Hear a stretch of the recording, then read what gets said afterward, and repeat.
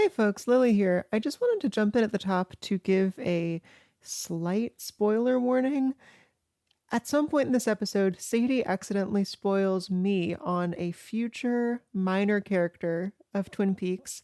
And unfortunately, we wound up sort of baking that reference into the very structure of the episode itself. So if you are like super spoiler averse, I would say come back to this episode after watching season 2, episode 3, when that character is introduced. But if you want my opinion, I think it's fine. It is a passing mention that doesn't give away any meaningful info. And also, I think this is a really fun episode. I think this is like our best one we've done. So I hope you will, use discretion. Okay, here's the show.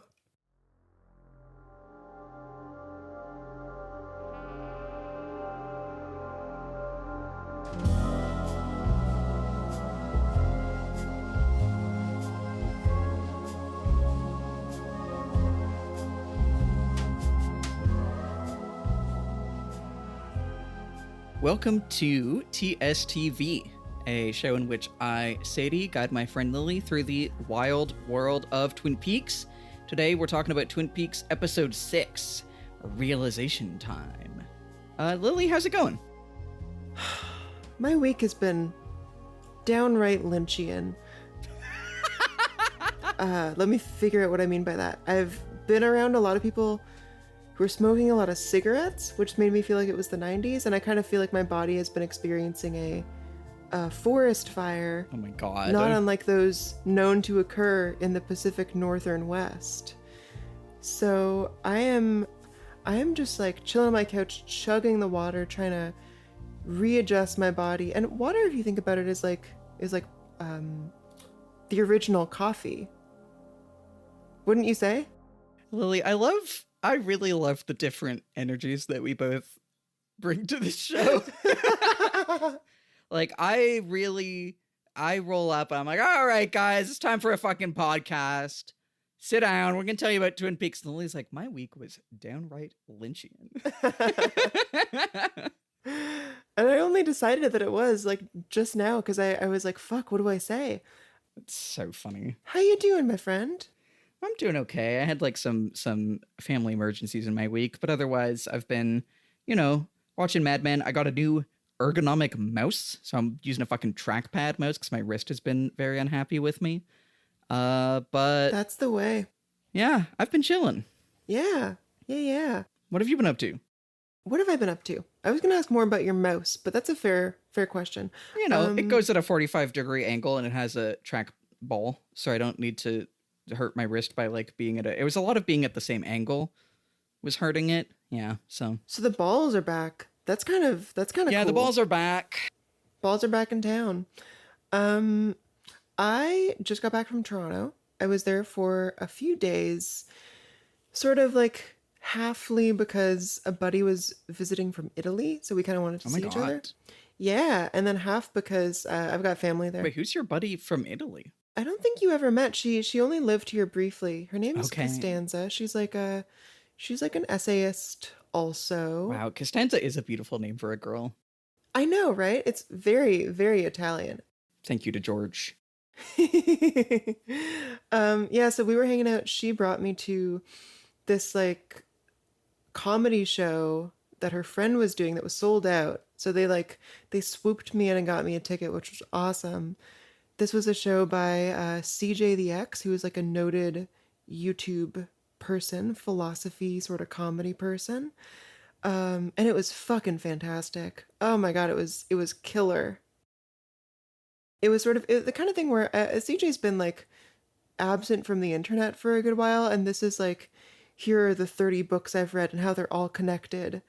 Up on stage, just like super rambly but so charming. And yeah, that was like invigorating. I pulled out my notes app several times to just write like sacred versus profane as a reminder for later, that kind of It's so funny. yeah.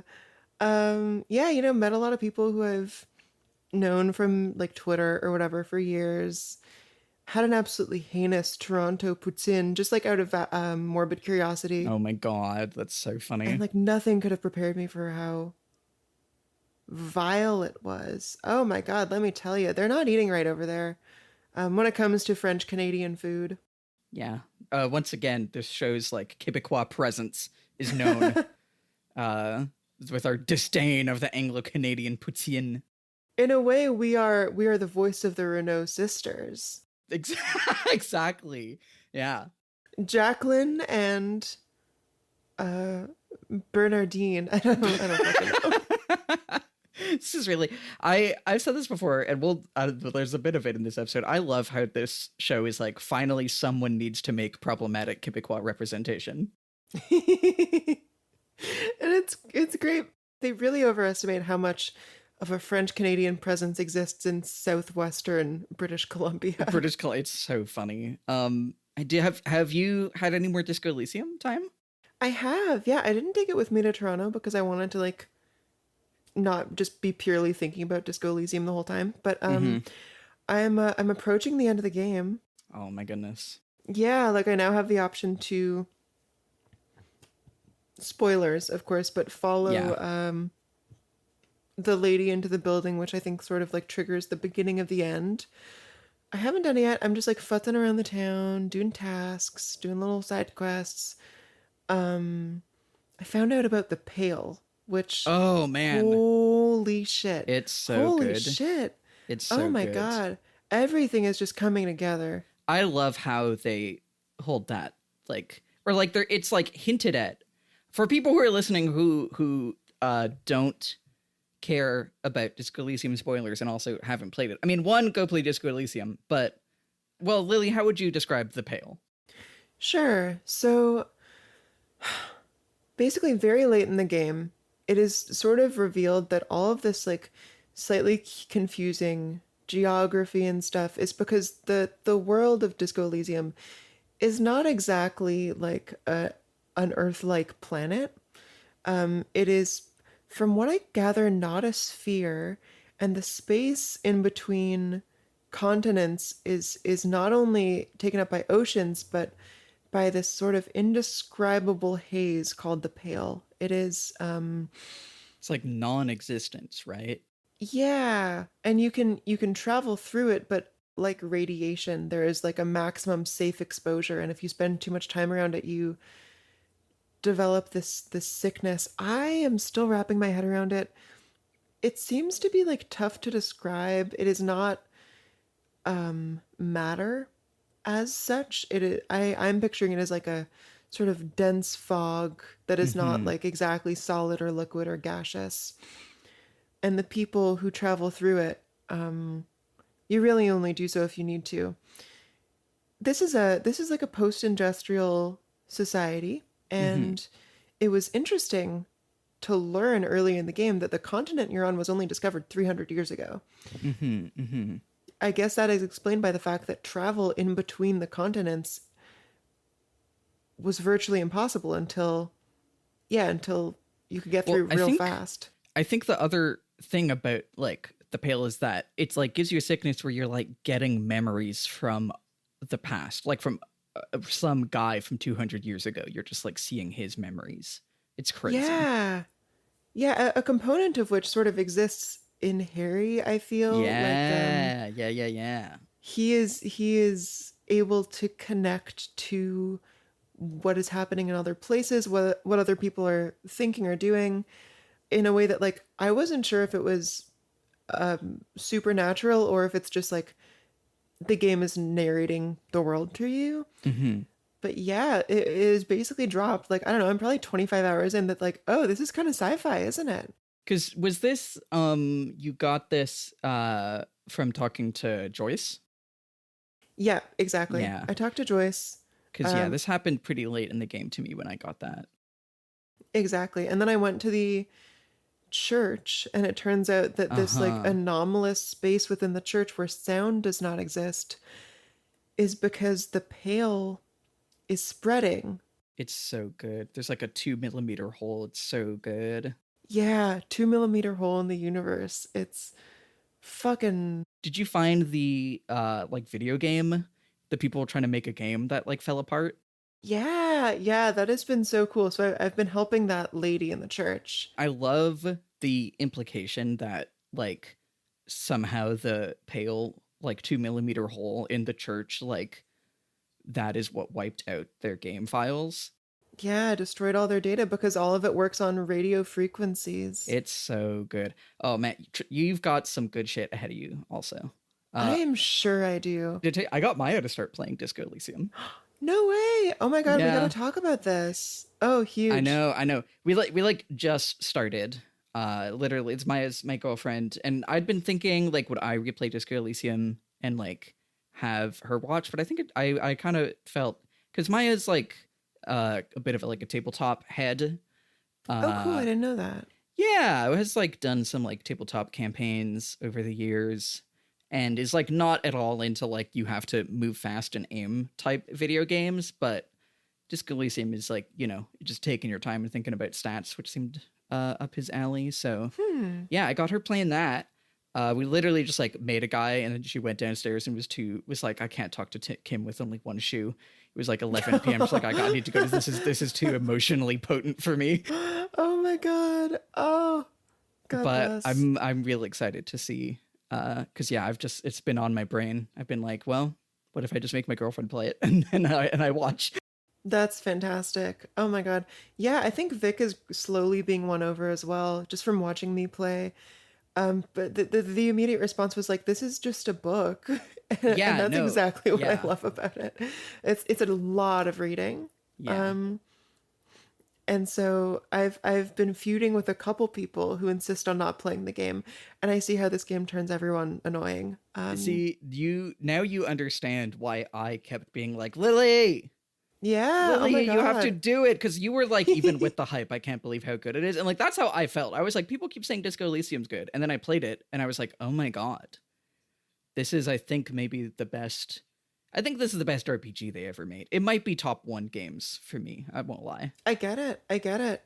That is true of so many people, like all of my friends who've played it, I think. Yeah, it's really special. But that absolutely, at some point when you're done, we'll take an episode to just like go off about it. But for now, Can I say one last thing about please, Disco? please, And like, please, please. feel free to cut this. But so the pale, the idea is that it's expanding, and no one knows. Like, there's no sense that it can really be reined in. It is maybe just like slowly replacing the world, and I am blown away by how like efficient of a storytelling concept it is. Mm-hmm. It is like a metaphorical stand-in for fucking climate change, for Mm-hmm. starters. The Mm-hmm. fact that there is this thing destroying the world that is like rude to bring up and everyone knows, but they just prefer not to talk about it. Mm-hmm. Because what's it going to help, you know? It is sort of like a neoliberalism. It is like the Yeah. neoliberals, Yeah. the neoliberal ideology has basically been conceived as like a coping mechanism with Mm-hmm. for the pale. It's like a whole belief system around this is what makes sense, this is inevitable. We need to just accept what's inevitable, Mm-hmm. Mm-hmm. including, you know, destroying everything. Being a like distinctly post-Soviet game, it also feels like it has very like nuclear Mm-hmm. vibes. Mm-hmm. I just can't believe how much it like does and stands in for this very like simple, elegant concept. I'm just in awe. This was It's so already good. top tier before, but now it's like it's the tier above. Yeah, I don't no, even for know. real. It's so good. I'm gonna tell you something. This is something that is like not stated in Disco Elysium, but there's like, because the guy wrote a book like in this world before, like A Sacred and Terrible Air. Yep. So something when you like in between that book and Disco Elysium is that like the only things that can stop the advance of the pale are like Mm-hmm. a like fervent enough belief kind of. Oh my God. Oh wow. And like, the game talks about like the innocence Dolores Day, who, and innocence in this world is like a person that's like an embodiment of history, kind of like someone who is like divinely ordained to like be the like overdetermined like vector of history in kind of like a Marxist sense. So there's a previous innocence who was all about like we need to inspire fervent belief as much as possible to stop the pale. And I was like, pericarnassus, I think, and the dancer guys in the church say that their like hardcore dancing is pericarnassian like belief but devoted to dancing. So Oh my long. and god. and are you doing the communist quest? Oh, like the reading group and stuff? Yeah. Yeah. So, you know, when they tell you about like infra-materialism, the like if you think really hard about communism, you can make turnips grow or whatever. Yeah. It's very goofy, but also in the book, it's one of the things is that like part of communist ideology is instead of having this like fervent like deistic belief, having a fervent belief in the future of mankind. And so kind of one of the like extra Wow. textual takeaways of Disco Elysium and this book is that the only two things that can stop this like encroaching non-existence from like absorbing the world is hardcore dance music and communism, Oh, fuck yeah. which is why it's a perfect video game. That owns so hard. Oh, thank you for bringing this into my world. Have you read Sacred and Terrible Air? No, but I've been looking at posts. You know me, I started thinking about something and I'm like, I gotta look at posts. You've read a few academic papers on the subject? Curious. So should we get into Twin Peaks? Somewhat. Okay, so we are looking at episode 6. It was given the title Realization Time, which honestly I'm kind of like, I guess there are realizations, but I mean, there are realizations every episode. yeah. Unless it's real, is it to be real? Because I think that's something we'll get to there, but that's something I think this episode is concerned about. But anyway, Oh, yeah. shall we visit our friend Margaret? That's her name. Yes, please. Okay, she tells us beauty is in the eye of the beholder. Beauty is in the eye of the beholder, yet there are those who open many eyes. Eyes are the mirror of the soul, someone has said. So we look closely at the eyes to see the nature of the soul. Sometimes when we see the eyes, those horrible times when we see the eyes that have no soul, then we know a darkness. Then we wonder, where is the beauty? There is none, if the eyes are soulless.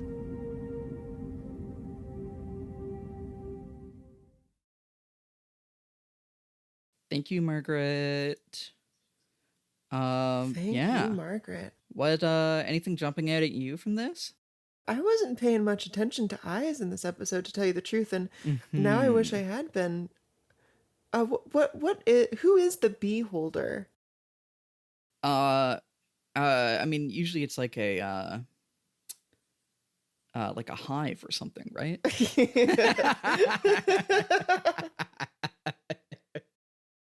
I would love to know what you think of this. Okay. Well, so something that I'm gonna just flag. I don't know. Eyes that have no soul. When we look at them, we see a darkness. Then we wonder, where is the beauty? There are none if the eyes are soulless. I'll stick a pin in that. I think that's an idea that this show might return to in the future. Who could say? Real eyes Asian time. Whoa. Oh my god, that's what it is. Realize. But we'll get to the recap and stuff, but we're going to be talking about Audrey. We kind of like, there's like the big Audrey, whoa, Audrey's naked at the end of last episode, and had been recording for a while, but we want to dive in there. And I think I'm thinking a lot about Audrey as like whether she is observing or observed, you know? Yes. Because it's really like sometimes she is like in so many scenes she's like hiding behind a secret passage or behind something, and like, or like even just like we see her like behind a corner in the hotel like spying on people. Yeah, last when episode she's in the closet this episode, you know. And then sometimes she's like really acting to be watched, it feels like, you know, like when she's dancing in the diner, like a lot of, you know, I don't know there. And that feels like there's a lot going on there. So that's part of what this makes me think about. I don't know what there are those who open many eyes. Is that like, are you opening your own eyes, or is this a like kind of like face that Sunk a Thousand Ships type beat of like the many eyes are watching one person, you know? Huh. Yeah, yeah, who would that be? I mean, I think of uh immediately Dale in the sense that he sort of Mm, brought people around to thinking in a new way, sort of like investigating yeah. in a new way, in like the kind of third eye, like slightly wooey sense. Yes, that was, yeah, the other way that this struck me. Other than that, I mean, I think of there is like the iconic sort of cultural image of like dead people in movies or Mm, whatever is like the eyes wide open but totally blank. mm, As far as Eyes Without a Soul, I think of, Laura as someone who is constantly praised for being very beautiful, mm-hmm, mm-hmm. but I don't know how to put that all together yet. Yeah, I think a lot of these are just here's some themes and ideas to think about as we continue. But Yeah, yeah. shall I go into the recap? Yes, indeed. Alrighty, so today's episode is very concerned with imitations, mirrors, disguises, and copies. First off, Dale Cooper becomes the world's first cop to not try to sleep with a high schooler. Audrey is disappointed, but this doesn't dissuade her from pursuing her investigation, going from the Horne store perfume desk to One-Eyed Jack's. It also does not dissuade the show from being really horny about her in kind of weird ways that we will get into. Mirroring Audrey, Dale and the boys also put on fake identities to go gambling at Jack's. Likewise, Donna, James, and Maddy disguise Maddy as Laura to lure out Jacoby, but they're being followed by Bobby, who's being followed by someone? Hmm. Meanwhile, Leo pivots from shooting a teenager to shooting a bird. Lacey's unhappiness with Andy seems to have something to do with a recent doctor's appointment. Ed's got Nadine's back in her patent struggles. Catherine is surprised by her ominous new life insurance. Josie is full of secrets, and the Icelanders know some really cool songs. Woohoo! This was, sorry, I keep meaning to make a note of like who wrote and directed these episodes, just for how much neither of those are David Lynch or Mark Frost, which is interesting. Yeah, TV is weird like that. Yeah, yeah. And especially, okay, this one was written by Harley Payton, who's done a bunch of shit, but the director is Caleb Deschanel, and if who is Zoe Deschanel's father. Oh my god. Isn't that so funny? Oh, that's cool. Caleb Deschanel. I guess she does strike me as someone who would have family in the industry. Yeah. Wow. He's been nominated for the Oscar for Best Cinematography no fewer than 6 times. Yeah. Yeah. This guy's been around. And yeah, also Zoe Deschanel's father. It's very funny. Did you see, I saw a post yesterday of someone saying my coworker accidentally just told Zoe Deschanel that she looks kind of like Zoe Deschanel, but older. This is literally just a post on Twitter yesterday, but Oh my god, but older is fucking brutal. it's really funny. There's levels to that. It's like partially you look worse, partially I don't think you're relevant enough to know what you look like currently. It's so funny. So I highlight, this is written by Harley Payton. He has written for a Dracula movie. He did the Chucky. He's worked on the Chucky TV show. A bunch of other vampire related things, it seems. So I'm just quoting here from the Wikipedia as we get into Audrey talk in the first scene. Payton has noted that the distinct personalities of the series' characters meant that he considered some of them more difficult to convincingly write for than others. He found Cooper to be tricky to write for, as the character had an idiosyncratic view of the world which needed to be maintained. But, and this is a note, he found Audrey Horne to be his favorite to work on, as he considered the character and actress Sherilyn Fenn to be both sexy and smart, and to have developed substantially as the series progressed. So, we were talking last time about, I think, like, how people either making the show or, like, the audience, like, how were people thinking about Audrey in 1991 or 1990 when this was airing. And I think we kind of need to just like stop in the first scene here. So last episode ended with Audrey showing up naked in Cooper's bed. We start right back in here. Cooper is like, he seems very like boyish almost, you know? Audrey's like, Yeah. you want me to go? And he says, what I want and what I need are very different things. He fucking swore an oath when he joined the FBI. And I don't know, what is it? I think he tells her, I wrote down, like, he says, you're beautiful, intelligent, desirable, which is very funny in terms of just saying you're hot twice. But what you need is a friend. And, she's like, oh my God, friend. So he says he's going to go get food, put on your clothes, and tell me all your troubles. And she says, oh, you can't know. I can't tell you all my secrets. Secrets are dangerous things. Do you have any? Like she asks Dale if he has any. He's like, no, which is very funny. Well, we know he had his, like, a woman who broke his heart or whatever. But, she says, Laura had a lot of secrets. And he says, finding those out is my job. Which I also made a note of. I don't know. I think there's something about, like, there's a lot more of finding out Laura's secrets than the secrets of people who might have killed her in a way. It's true. But I don't know. Let's talk Audrey, because I said last episode I was really and continue to be very unclear and very ambivalent in the sense of both extremes of, like, how I feel about how the show handles Audrey as a character. And we can talk about the later stuff here too, where, like, I think obviously the other big Audrey scene this episode is her little tongue, like, tying a cherry stem knot trick later on. Oh my God. Which apparently also is just in there because the writer, like, a friend of his, just did that, and he was like, wow, that's crazy. I gotta put that into my TV show script. It's like the Dr. Jacoby trick. They were just like, holy shit, you can do that? Yeah, but I feel very uncertain about all this because the first thing I think is, why is Audrey here? Like, we talked about at the end of last episode, like, right up until she jumps in his bed, I'm like, okay, she's having a lot of really interesting reactions to things. She was seeing her dad with Catherine getting slapped and then kissing and scheming, and she thought this was so funny. She was, like, entertained by the salaciousness.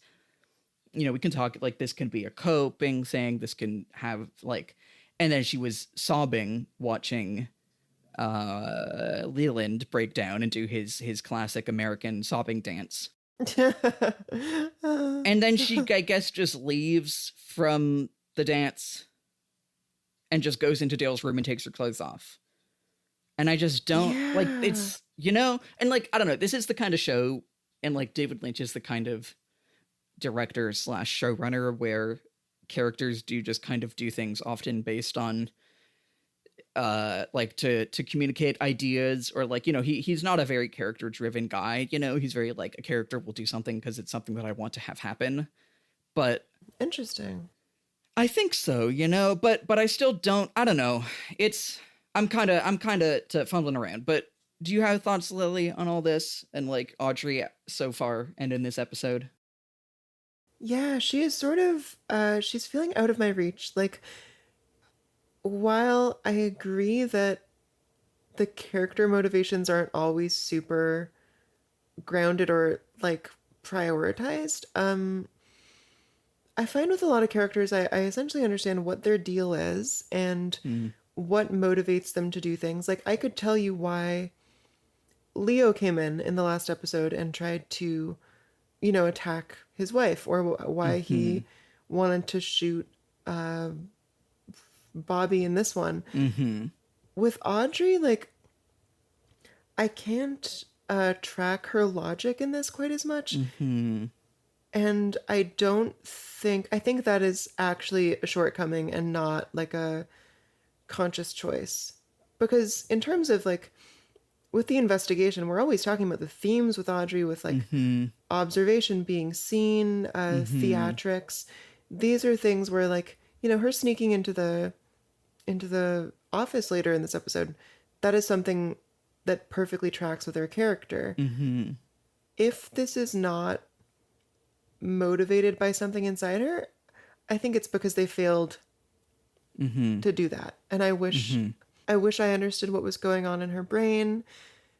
It maybe just suggests a little bit of lack of understanding on the part of the writers as to like what it's like to be a teenage girl, you know? Yeah, it does. I mean, I think this is the big thing about this scene. It does feel like the idea of her throwing herself at him was something that they wanted to get to, and they just kind of got there. And even I think part in to some degree, and like I'm willing to cut this show a lot of slack with this kind of stuff, because I think there are moments where the show is like very piercingly does show that it understands what it's like to be a teenage girl in some ways, or at the very least, like, you know, like replicates it in a really convincing way. But I don't know, it's so weird, Audrey.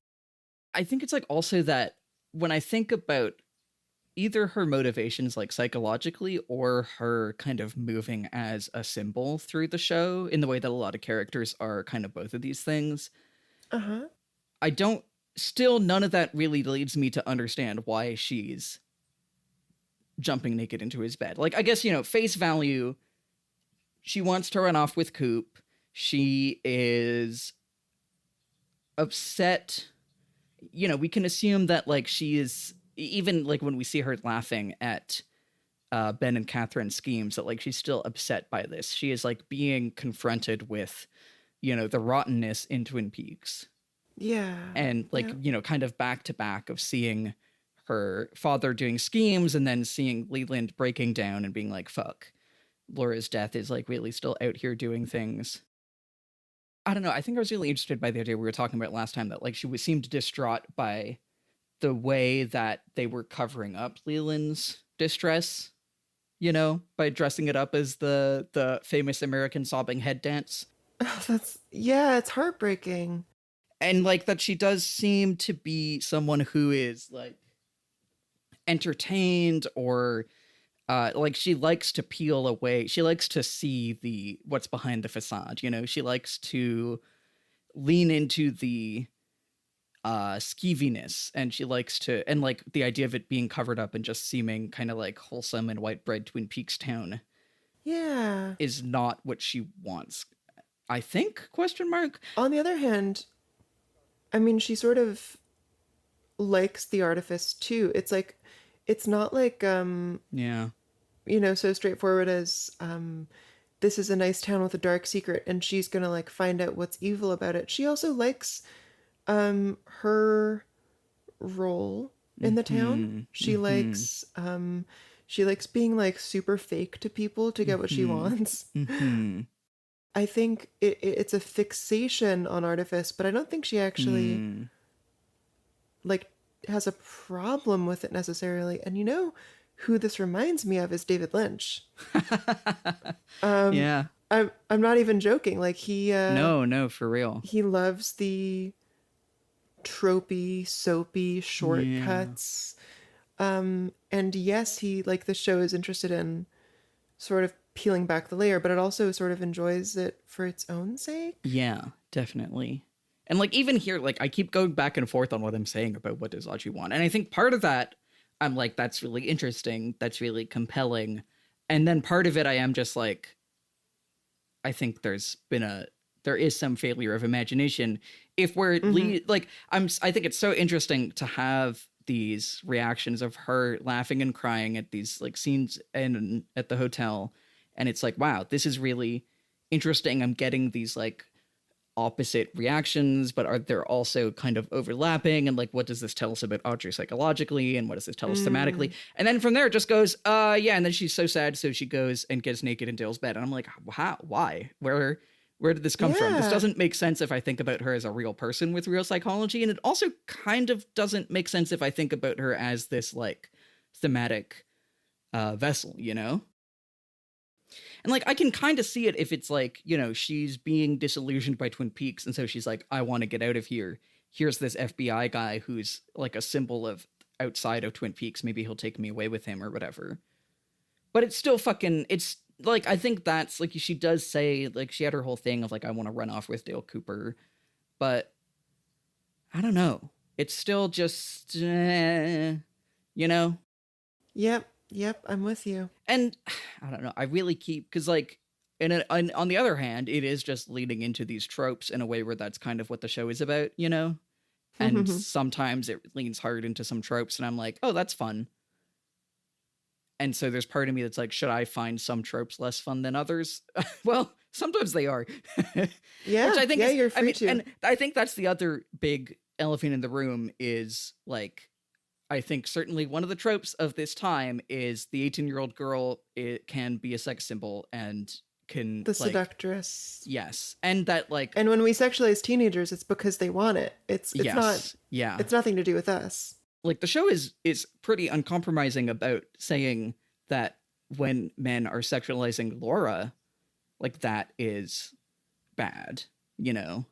I don't think, like, I think the show has has like ambivalent feelings about whether or not it thinks we should forgive Dr. Jacoby, but it definitely thinks he's a shithead, right? And like, Yeah, it thinks he's sketchy and slimy and crossed some lines. yeah. And I think also the show I think the show doesn't want Dale to be into, like it wants, it's the fucking what I want and what I need. Like the show wants Dale to be a gentleman and whatever, but it is still like, yeah, but he does think she's hot, which is weird. And I think it's like saying like to act on these things at these young women you shouldn't do, but of course it's only natural to be into them, to find the 18-year-old high schooler hot. And like I think it expresses that by saying, well, like, yes, of course Dale wants her, but he is, you know, resisting due to his chivalry, his FBI contract. Yeah, for real. And like similarly later on, like the show as like you know, hashtag the gays or whatever is very much thinks that it's so fucking sexy when she ties that cherry stem in a knot, you know? Yeah. I am looking forward to getting further into this and seeing, well, because yeah, like lots of young women fucking love this show. You love this show. Yeah. I trust your taste. So far, I have been disappointed with how it like speaks from women's perspectives. When, I mean, okay, there are women like Nadine, or the log lady who like their thing, yes, they are women, but their role is not really to be a woman. There are characters like Audrey where it's like, this is the woman of the show. This is... Yeah, you are capital G gendered. Yeah. Yeah. And I would say Shelley is one of those as well, as like the abused wife. And I like them. I'm rooting for them, but I wouldn't say I've really connected on the level I would like to yet. I think part of it is Twin Peaks is kind of at different times and sometimes overlapping, and I don't know, sometimes depending on who you ask, like, is both a straightforward soap opera that's just saying, like, you know, Twin Peaks thinks that soap operas are fun and we should do them. And that means, like, getting on board with, like, you know, the 80s soap opera, we talked about this, is, like, you know, very much a type of TV and, like, type of media that is, like, very uncritically, like, yes, the 18-year-old high schooler is hot. No, you know?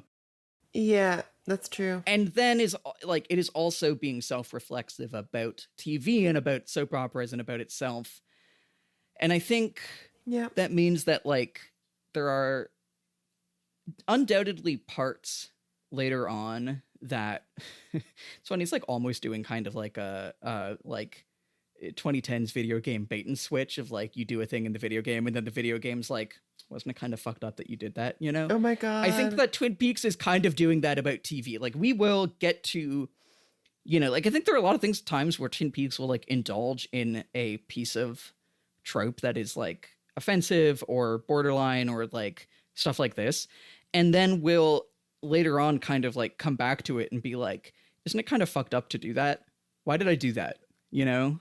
And like, it kind of needs to present it in this way to be able to question it, like, call it into question later. But then it's also, and I don't know, I think the tensions here are a lot of, again, this is, I think, Twin Peaks is a show about having this idea of like quote unquote American goodness, whether that's television, whether that's the small town, whether that's, you know, this particular genre and being into it, but also, you know, like David Lynch is like, oh, the bucolic small town America is so beautiful. And like to him, he's very like, yes, it is beautiful. That is a capital G good thing, you know?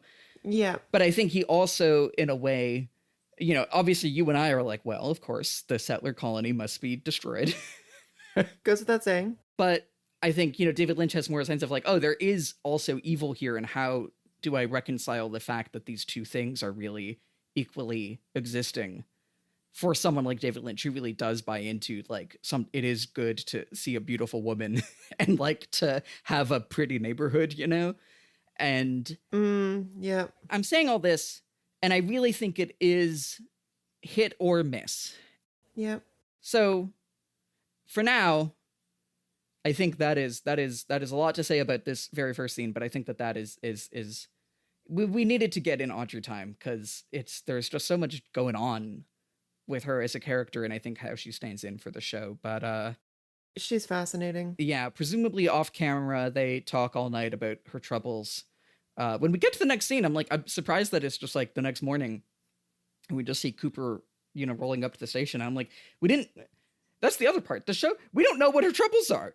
The show just zooms past it. What are her secrets? Yeah. I care about those. She's one of the main characters. That's another part of it, right? Is like that it's I mean, there's a lot in this episode anyway, you know, but it does, the way that the show makes the decision about what it is and isn't interested in like looking at in the camera, you know? I don't know. Yes, indeed. What going on? Can I say one final thing? Please.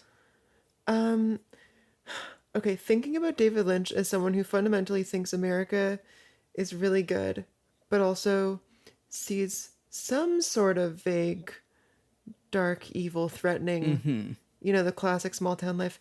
It is really no surprise to me that he is a supporter of both Bernie Sanders and Gary Johnson of the Libertarian Party. Yeah, no, I mean, this is really the thing. And yeah, there's a lot to say. Lot to say. For now, shall we move on to the police station? Let's. Okay.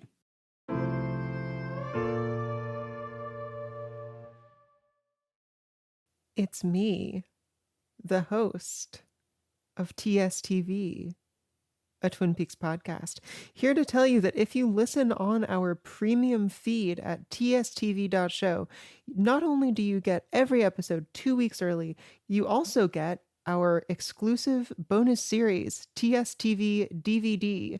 This is our monthly bonus show where we dig into movies. Often it's like David Lynch movies, or movies that influenced David Lynch, or movies that were influenced by David Lynch. At time of recording, we've released 3 of these. The first is on I Saw the TV Glow. The second is on The Straight Story with the one and only Jacob Geller.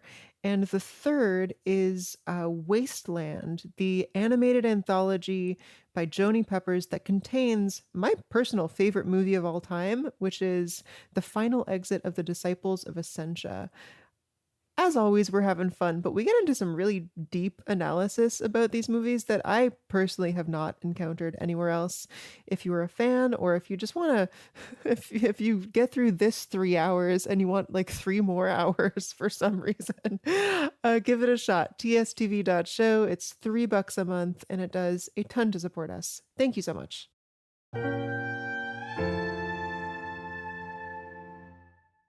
So, we go from the Audrey scene to the next morning at the police station. We see Andy coming in, trying to be nice with Lucy. Does he ask her at this point? I forget. Does he ask her like why she's upset? You watched it this morning.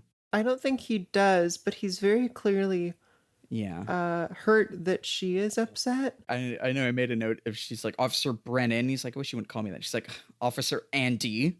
Oh. And we start to get a bit of a clue about why she might be upset, in that in the middle of their conversation, she gets a phone call from her doctor who says that the tests that they got back are positive for, or, you know, they got the tests back. They got the tests back, and it's not specified. Do you have any guesses about what the test is? Well, if it was test singular, I would have said pregnancy test. But I mean, okay. Also, you don't really have your doctor call you about those later, I guess. I don't know. Maybe you would in like 1989 in Twin Maybe. Peaks, you know?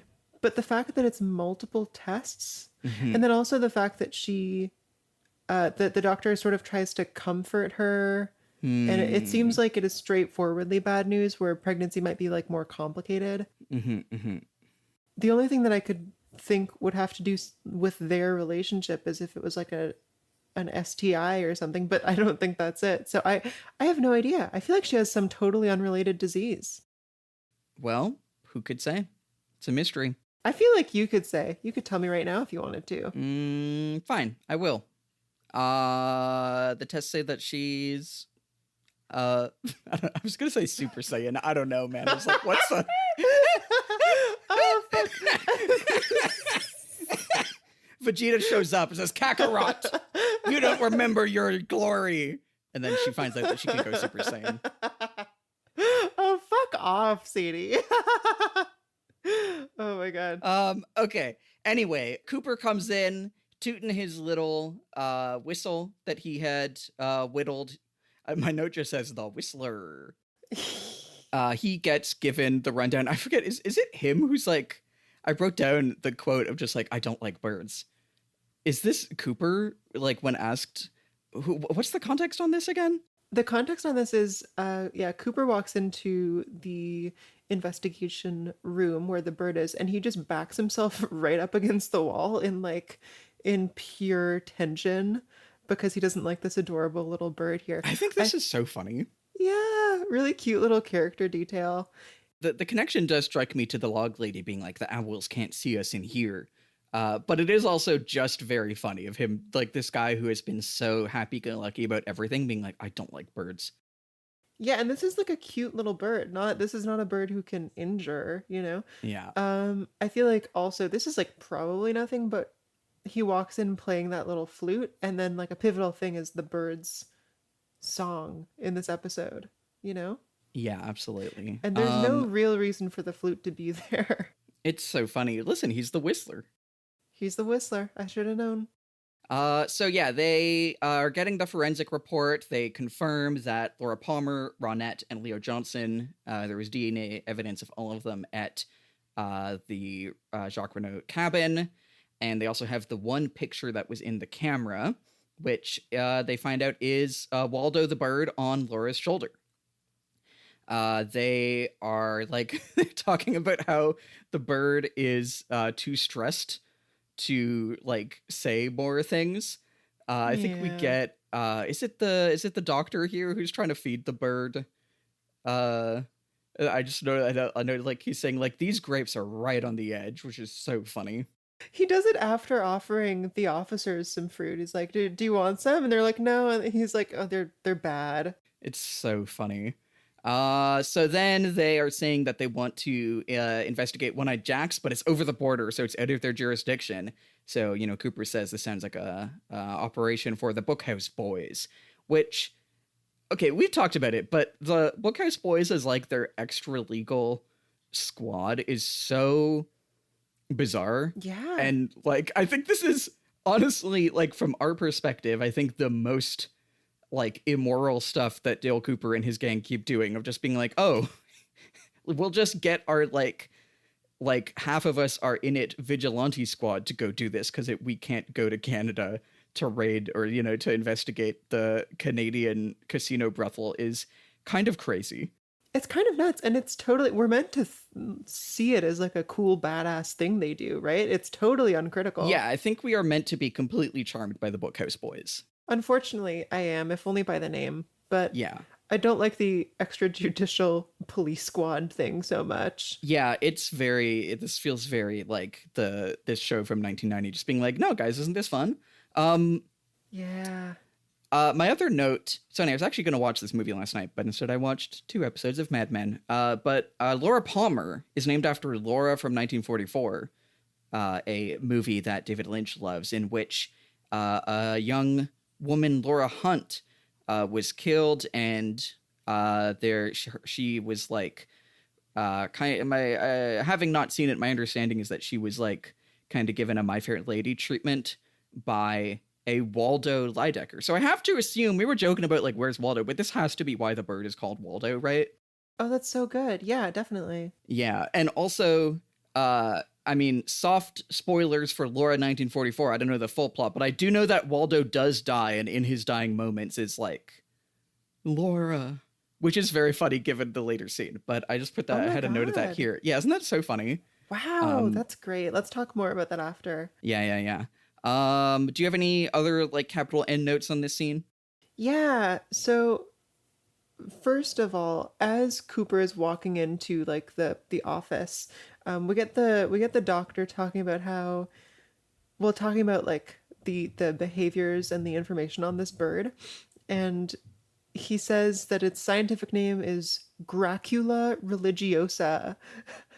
And like, how much do you want to bet that's the entire reason they chose this bird? Like, okay, I don't even know if that's kind of an absurd name. Is that the bird's actual? It is apparently. I've Googled it. This is really in the group chat after I accidentally called it the Grink. Was the Gracula there? Oh my God. Yeah, so like Gracula is so funny. And like, I guess that's why they're called grackles, right? oh my God. Oh, sick. I love grackles. Um, so I don't know if Mina birds actually do this mimicry thing. I don't think grackles do, but I feel like in any other world, you would just choose a parrot, you know? Uh-huh. But the choice of this, first of all, like a black bird, I guess is fitting. Death. But I really do think it's down to the name, and just a cute little detail.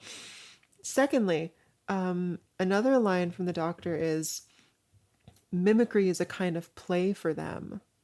And the reason they need to nurse this bird back to health is so it's up for playing. Yes. So I just wanna flag that in our consideration of some mimicry further down the line in this episode. Yeah. And I think it is interesting it being play. I think there's something, I mean, also just one thinks obviously of like playing a role, he, but like that it is something lighthearted for the bird, you know? Yeah. Huh. Yeah. Oh my God, Oh. oh shit, I'm gonna media theory the shit out of that later. I'm writing a little note. I love it. Other than that, I say let's keep it going. You got anything? Yeah, I'm ready to rock and roll. Let's go to the next one, which honestly, I feel like I kind of buried the lead with how much of the last episode we were like, oh my God, she shot him. But could she? And I swear to you on my heart, Lily, I did not remember if he was actually grievously injured there or not. Yeah. Oh man. But by my first note is motherfucker, she did miss because it's fucking Leo time. I don't know. You tell us about Leo's horrible adventures. This fucker. Okay, so here's the scene. Leo waiting in his truck on the side of the road, super conspicuous, watching his and Shelley's home through the little, what's it called? The visor, the viewer, the scope of a rifle. Yeah, like fully snipered up. It's kind of crazy. Yeah, fully snipered up as Bobby like super audaciously goes, pulls up to the house and goes, Shelley. They hug outside and Leo sees it and he knows there's some sex afoot. And they go inside and Shelley sort of like breaks down about how she shot Leo. She shot Leo because she was being threatened and he came home covered in blood. She told him, "You're never going to hurt me again." And she's terrified. Yeah. My goodness. Through all this, Bobby is really like in shock and plays that super well. He keeps asking her to repeat herself and sort of like slow down, start at the beginning, you know? Mm-hmm.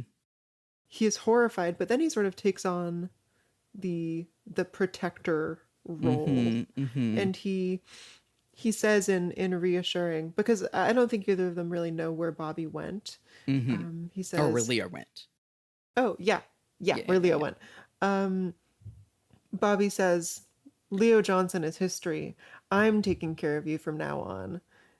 And that is a line I don't like very much. That's very like Leo is no Mm, longer your taking care of, like your mm-hmm. caregiver. Now it's Mm-hmm. me.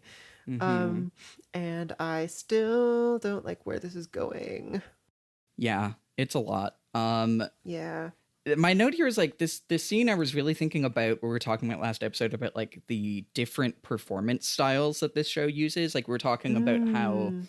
it will use like a campier performance versus a more like real like naturalist performance to signal like genre and stuff. But I was interesting about this one, and like Bobby's not in full campland here, but like Shelley's performance is like really, really real and like Yeah. feels it is like devastating. It feels very like naturalistic and like empathic or empathetic. And Bobby is like kind of dopey, and it's hard to tell if that's just like, you know, supposed to be a like natural performance of him being in shock, but like it does kind of feel like he's in a different genre than her, you know? Like even compared to how he was Yeah. acting in the last episode, I was really interested by that. And I think that like actually like I think is really interesting in like using that to communicate where the different characters are at, cuz like she is acting like she's in a horror movie, you know? And he is Mm. acting like he's in a campy drama, you know? Yeah. Yeah, I think you've hit the nail on the head. Their performances do feel very like out of sync with each other. I don't know. I thought that like was really interesting, especially after what we were talking about last episode. Damn. Yeah. Yeah. Here I should mention also that the whole time Leo is camped out thinking grumbly thoughts about revenge. Yeah. His arm is bandaged, so he was shot, but Okay, yeah, yeah. not seriously. I very much doubt he went to the hospital, you know. To quote Werner Herzog after getting shot with a BB gun in LA, it is just a minor injury. What the fuck happened to Werner Herzog? Werner Herzog, there's this great clip of Werner Herzog just getting interviewed and someone just shoots him. What? Yeah, with a What the BB like gun. But like as part of the interview? no, some guy just shoots him, but he takes it like really in stride. He's just like, it is a minor injury. Oh, what is what is the Werner Herzog shot? It is a minor. It's because I think it's like or it is not a major injury. Oh no. It's even better. Sorry, it's even better. He gets shot and he goes, no, it is not a significant bullet. Oh my god. It's so That's the best. funny. Oh. So Leo had the same experience, I suppose. Yeah, he has not been slowed down. He's sitting outside with his dinky little rifle and he's listening to I guess the police scanner. He is overhearing Lucy talking on there and she's saying, what is it again? It's important information. Oh, it's about the bird. Yeah. So yeah. she's saying that the bird was a witness to the crime because it can talk. And Leo being Yeah. clearly involved in this crime somehow, Mm-hmm. he takes this as bad news. And like, it is so funny, I think, how he is like, all right, I'm about to fucking, as soon as Bobby Briggs pokes his head out of this cabin, I'm gonna snipe him. And then he's like, wait, I have to go shoot a bird. It's so funny. Yeah. Yeah, these are his priorities. I think just because if Bobby died, that would kind of become the whole show. Yeah. But it is just very like, I don't know, I'm just like, this guy's life is crazy. His wife shoots him and he's like, oh, I gotta shoot a teenager. Wait, no, fuck. I have to shoot a bird. It's funny. Really funny because this didn't occur to me at all as funny while watching it. It really got me, I won't lie. Did you have, were you starting a question about this? Not that I can recall. Okay, well, next up, we have Donna, James, and Maddy. I believe they're at Donna's house, and they're listening to the tape that we saw Maddy get from the out of the bedpost, I think, the Laura's hiding spot. Oh my god! Also, another movie that I watched this past week, which was very good, Vertigo, Alfred Hitchcock. Right.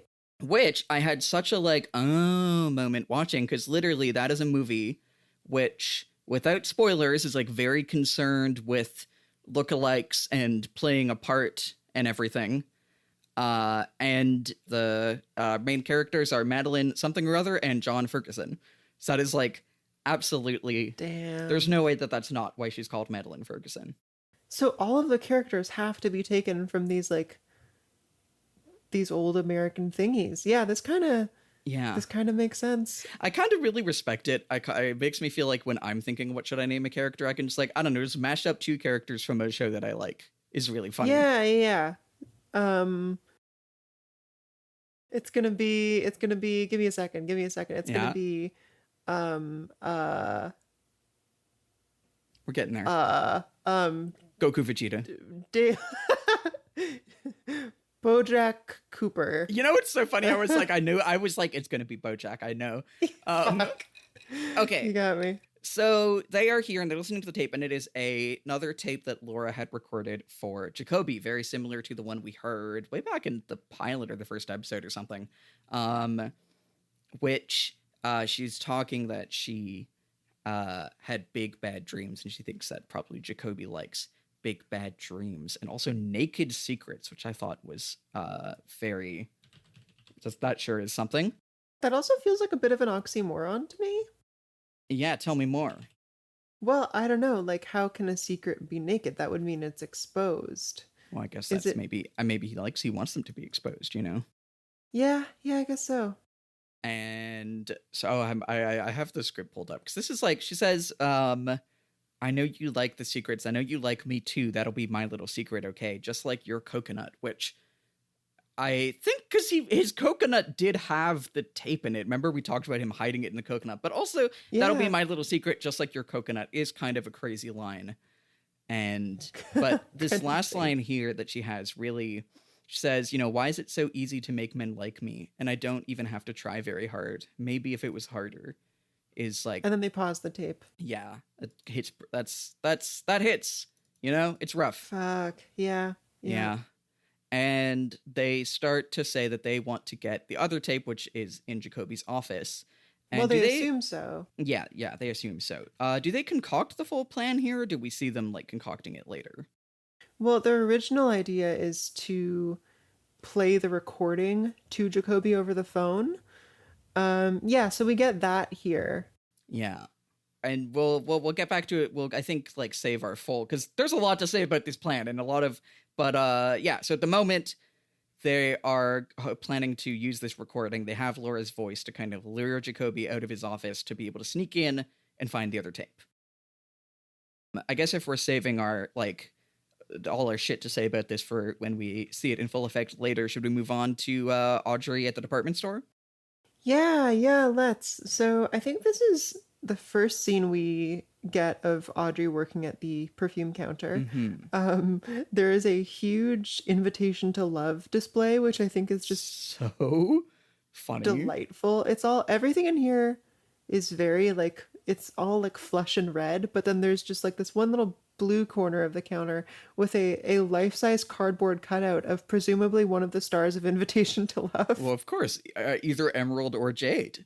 My ass, I did not even think like, oh yeah, 2 green gems. Did not occur to me.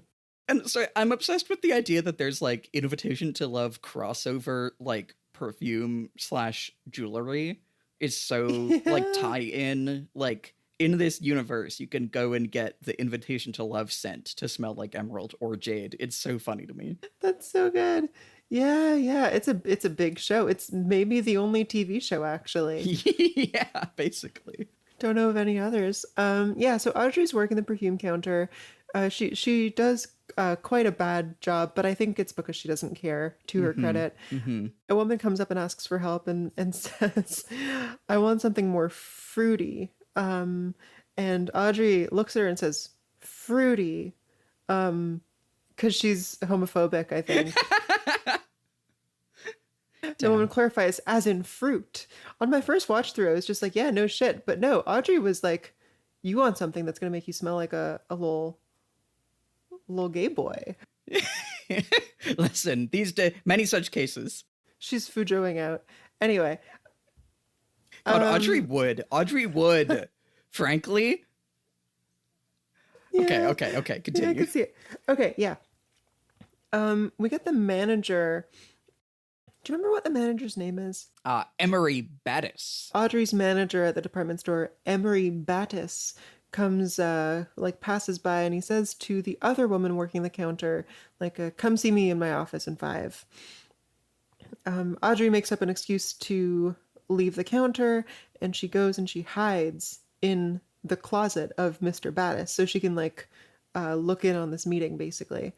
Which, what is her motive there? Does she have a reason to suspect him of anything at this point? I mean, I guess that she, at the very least, knows that Ronette and Laura worked at this perfume counter. Yeah. And she knows that her dad is a skeevo and is like, you know, loves One-Eyed Jacks and stuff. I feel like that she's kind of just calling the shot of Yeah. like this guy very pointedly being like, come talk to me. And, you know. Yeah. Yeah, totally. Yeah, so she hides away in his closet and she looks through the slats as her coworker, who's like a young woman named Jenny, comes and takes a seat and gets to talking with Mr. Battis. Um, he tells her, you know, they really loved you at One-Eyed Jack's the other night, and basically offers her a position along with a little glass unicorn for some reason. Yeah. For some reason. So, yeah, the ancient symbol of purity is what he calls it. I don't know if that's true necessarily, but whatever, none of my business. I want to shout out that as Audrey is sitting in this closet, there is just like a dismembered mannequin lying behind her. Oh, I didn't catch that. That's really fun. And it's not upright and it's not sideways. It's like at an angle that feels very, very weird for the manager's office closet. Oh, that's so fun. Yeah. I had like quite a few thoughts on this scene. Awesome. I mean, first, again, I think that this does highlight how strange and like inserted the scene with Cooper feels, you know? Like she, I guess, spent the night telling Cooper her woes, which again, we don't know what they are, or we don't know how that affected her. And then she's like, anyway, back to investigating. I truly like have a hard time squaring in like how her character is motivated and moving through the world, that she was snooping around last night, got stressed out, decided to go naked in Cooper's bed, talked all night with him, and then was like, okay, back to work and investigating more. And also that, like, we saw, I think, like, the last episode when she tried to be like, hey, Cooper, Laura worked at this perfume counter, and he was like, I don't want to hear about it. I guess this just didn't come up in their night-long woes sharing talk. I don't know. It's strange. Oh my God, right. It's very, I think the amount of things about that scene that don't add up, I think, make me more and more suspect of it. But totally. And it feels, especially the fact that we are not shown on screen, just feels like an excuse to not have anything of substance happen in that scene. Yeah, no. Because yeah. if they were going to talk about anything specific, some real shit would come up. And it more just maybe is there to serve the purpose of like, oh, these two are bonding, if I had to guess. Yeah. It's strange. But it's strange. The other big thing about this scene is like her coworker Jenny is like, you know, this show is broadly overwhelmingly white, and when we get characters of color, the show goes to great lengths to like let us know, you know. And yeah, it's only if it serves like a plot purpose. Well, or it's very like, you know what I mean? When Hawk is on screen, he is tracking in the woods and telling wisdoms of the soul. And when Josie is on screen, she's like speaking in malapropisms, and, you know, like there's a lot. And so Jenny being like played by a Southeast Asian actress feels very pointed in a way that I think is bad. I think, and like this feels very like we're playing into like trafficking, into like we are having and this like, you know, very minor character, but like as far as having a character who is showing up on screen to be like, I effectively, in this like strange Twin Peaks way, like sex trafficked. Yeah. I think yeah. having this actress feels like that is meant to evoke a lot of like, I don't know, stereotypes or like, you know, I don't know. It's evoking things that I am not honestly very comfortable with. And I think this is a bit of an L. Not to say that the show like should just have a white girl there, you know, but it feels, I don't know. It feels very pointed. Well, if the cast was more diverse in general, this might not even get flagged. Yeah, no, thank you for bringing this up. Yeah. Yeah. And the other thing is like I'm continue to be very interested by Audrey's relationship to like looking and watching and being seen. Yeah. Like we were talking about it earlier, and like she really like this is a scene in which she is very like hiding and watching, and she is like excited about it. We see her kind of like I think like roll her eyes in a way that is like both sarcastic but also like is again kind of like ooh la la, how salacious about Totally. and I don't know, again, just like this is the kind of stuff that I think I actually am really interested about in Audrey's character, of like how she keeps wanting to either she is performing, you know, for Emery, but then sometimes and like, you know, very often we see her like hiding from other characters out of sight and being like, now I am watching you, is like is very intriguing to me. Yeah. I think one thing I have to say about that is I think maybe in like a sexually repressed culture, like it's easy to sort of like eroticize seeing things you shouldn't be seeing. Or I mean, just the fact that One-Eyed Jacks is this underground brothel or trafficking ring, I think is part of what makes it enticing, right? And like if these things she gets kicks specifically out of finding any secret, maybe because how do I put this? Yeah, I guess I said what I had to say. But on like to that point, one thing that I caught in this scene is that the closet has like these wooden slats, right, that allow Audrey to look through. The office also had Venetian blinds. So just like a bit of a parallel there, you know, not sure exactly how to take it. Just like the semi-concealed sort of hiding in plain sight thing. Yeah, that's very fun. Anywho, shall we get to the next one? I think we still have about half of the scene left. Oh my god, that's true. Yeah. Okay, well, yeah, take it away. Yeah. So Mr. Battis gives Jenny a card and says to call Black Rose for more information about this this hospitality job at One-Eyed Jacks, which everyone knows what it means. Once they're done, Audrey sneaks out. She has a look in the notebook that's on the desk, and she notes that it seems to chronicle these visits with different young women. So on, I think it was like the second of the month, Ronette's name is in there with 4 hearts next to it. Yeah, he's like rated each woman with his heart rating system. Yeah. And then most recently is Jenny, and her name doesn't have any hearts next to it. Oh, I didn't notice that. Yeah. So I don't know exactly what the hearts are meant to indicate.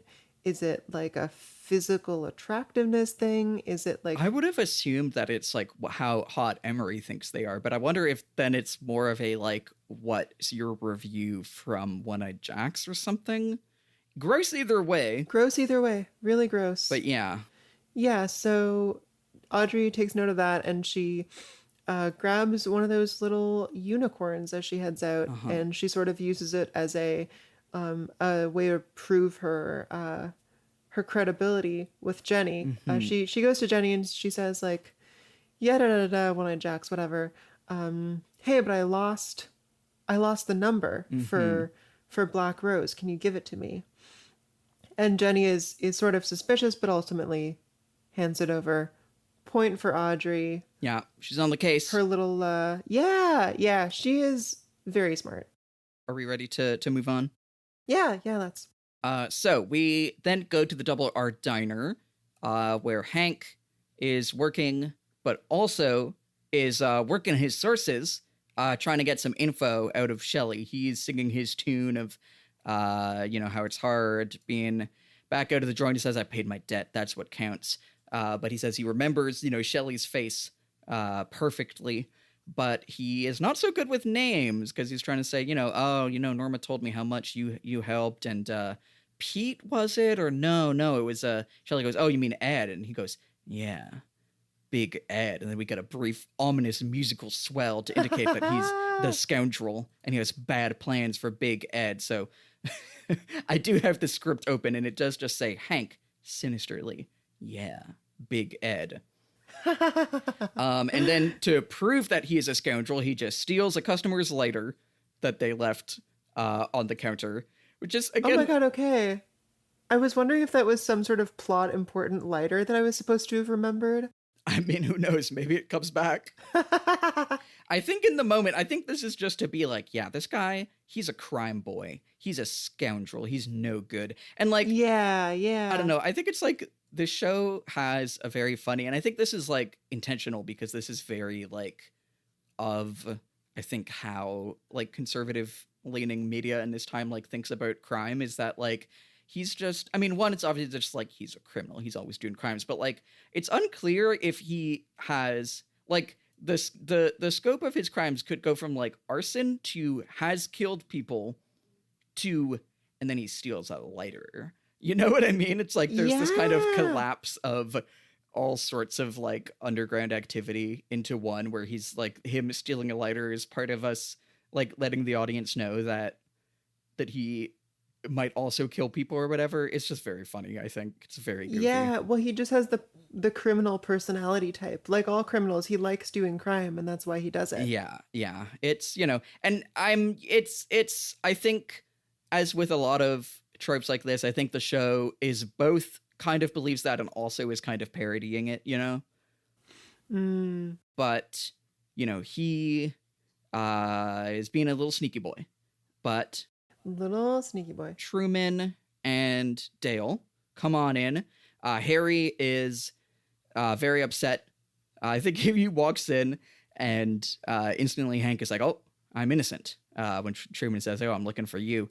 And he's like, listen, they said that he like skipped his, I don't know if he did skip a parole like meeting or if he's just here to be like, hey, you better not skip a parole meeting or you'll go back in jail, just to let us know that the law is watching. Yeah, he's like just being intimidating for fun.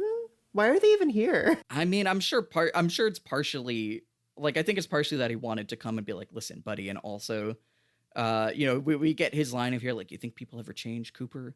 I don't. Very silly. But of course it's, they can't be here without having some cups of hot black coffee. Let's fucking go. And I do honestly, this is like a very, despite all this, I do really like Dale's little, like, every day, once a day, give yourself a present. Don't plan on it. Don't wait for it. Just let it happen. Yeah.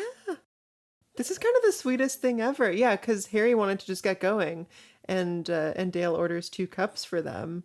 Just as a, like, you gotta slow down and enjoy life sometimes. Honestly, super sweet little moment. Yeah, it's fun. Harry's reaction is kind of funny. He goes, a present. Like Christmas? So yeah, that is, he's just like, oh, straight. He is reacting like a 80s movie, like, like in the same like emotional register as the mayor who needs to outlaw dancing in Footloose. If the guy who's like, a present, what an idea, like Christmas. Oh, really funny. Yeah.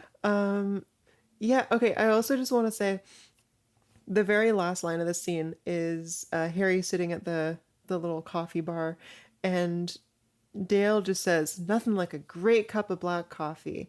And it feels like 80 yard in, like they dubbed it in later. I don't know, something about it just sounds off. And I love the idea of them watching this scene and deciding, I feel like we haven't really underscored how much Dale likes coffee. Yeah, we need to get that one in there once again in post. I hope that is true. So then we are at Ed and Nadine's, and it starts out Nadine is watching Invitation to Love. I did take a screenshot because literally every time that Chet is on screen with his crazy face, I'm obsessed with it. He's so fucking funny.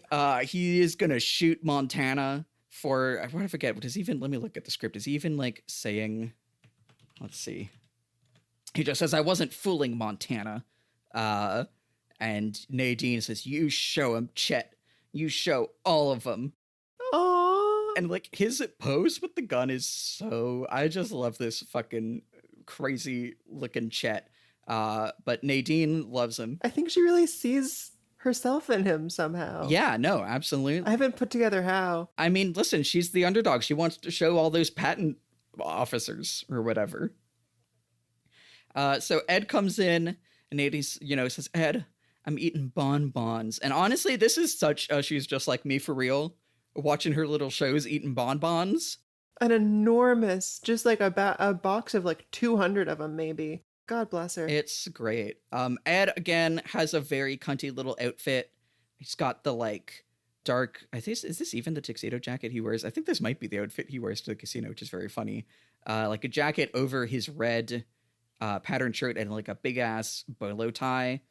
Yeah, yeah. It is, fucking Slay Butch Queen, He's clearly really feeling himself, and he like talks like a cowboy in this scene. Yeah. Like he talks like he's in, I haven't seen Gone with the Wind, but he talks like a romantic lead in some old movie. Yeah. It's so funny. In this situation that seems like almost entirely undeserving of it, to be honest with you. He's a sweet guy. Yeah, and Nadine is having a real bad day. She got rejected by a patent attorney for her. Frankly, I think they should take the patent for her quiet drape runners. And she is miserable about it. Ed is trying to say, like, there's plenty of patent attorneys. We'll find the one that understands drape runners. Nadine's like, no, nobody else is going to say anything different. And I love Ed kind of grasping the Nadine and saying, don't you dare give up. It's so funny because he's got her back. Yeah, what a guy. Also, okay, I just looked up Drape Runner because I realized I don't actually know what it is. And if you look up Drape Runner, almost all of the top results are about Nadine. God, that's so funny. I mean, like, it seems like it's barely even a product you can buy. I mean, I guess it's the things that where you would, the idea, it makes the drapes quiet when you pull them, It's like the things. What is a runner? Well, it's like the either like the track that they would be in or the like part of it that goes into the track that would like hold the drapes from it, But if you look up Drape Runner on Etsy, which I am for whatever reason, it's not that. It's not like a runner is like the thing, like a little tablecloth that goes over the over the edge of the table. I don't know. Oh no, I just got spoiled by Googling Drape Runner. Wait, actually? Yeah, I just found out Nadine. Oh my god, okay, well then get out of there. Get out of there. Okay, I'm gone. I'm way gone. I didn't even open the page. Well, that's so funny. Fuck. Okay, well, listen, let this just, this is why she can't give up with her patent battles. Aw, Nadine. So, okay, from that little scene, we go to another little scene with Pete Martell, who is Harry over. He's so happy about his fish. He got it from Tim and Tom's Taxidermy. He's saying that it was bigger when he caught it, but it gets shrunk with the process of them taxidermying it. And Harry shows up to ask Josie some questions. Namely, why was she at the Timber Falls Motel? She's like, oh, no, I wasn't. He's like, listen, man, I was there. We know you were there. We saw you. Or I think he says like hog saw her or something. But she confesses that she was spying on Ben and Catherine, and she wanted to take pictures of them because Harry did not believe her when, she was saying that she thinks they're out to get her, and she wanted pictures as proof, which, I mean, part of me is like, this is just proof that they're fucking. And it doesn't, but listen, good on her for trying, I suppose. And then she says she has heard, she heard them and heard Catherine talking about a fire at the mill, and she does not want to let it happen. Oh, sorry. The other note of just when Pete is talking about the size of his fishes, we do get a, well, size isn't everything, which is so goofy. Oh. Yeah, this is like a short scene. I know, like, I feel like there's Josie stuff that we could get into. We could get into this now, or we could get into it once it's like more revealed later on. But I think, like, my note here is just like, is she blackmailing Ben, or are the pics to blackmail Catherine, and she's working with Ben? I think this episode is big on like Josie is we don't really know. It's hard to tell what her motivations are, frankly. That's exactly how I feel. My only note here is I can't tell if when she gets emotional and like goes into Harry's arms, if she is playing him to like lower his suspicion, or if she is actually afraid of this thing. So I mean, I think this is the big this is the thing that the show wants us to be asking. And even, like when Dale talks with Harry after, like Dale's kind of, do you know about her, what she was before? And I'm going to try to not let my opinions of like where this goes later on leak in too much here. But I think this is also on thin ice. I'm putting the show on thin ice with its like how it's portraying Josie here. Cause I think like there is a degree to which the assumption of her possible nefariousness definitely feels like it is playing into some racist assumptions, Yeah. Honestly, I think even if we think of her as the kind of like afraided woman that Harry has to protect, that's also not ideal. But like, we saw that she was very, when she got the fucking domino sucking phone call from Hank, like she was very threatened, right? Like it does seem like she even when there is no one around and there's no, like, she does seem to be under some kind of threat or pressure in a way that is not, there's no reason for that to be a performance. But I think we are definitely here meant to be like, Josie, is this a performance, or are you on some scheming shit? And I definitely, and like to a degree, that is classic soap opera stuff. But I think the ways that it is starting to set this up with Josie, I'm putting it on thin ice in terms of like even like, I don't know, we'll get to it later, but like when Coop does talk with Harry about it, or actually, we'll get to it right now, because it's like the next episode, it's the very next scene, because the next scene is the boys are getting ready to go to the casino. Coop meets Harry and Ed.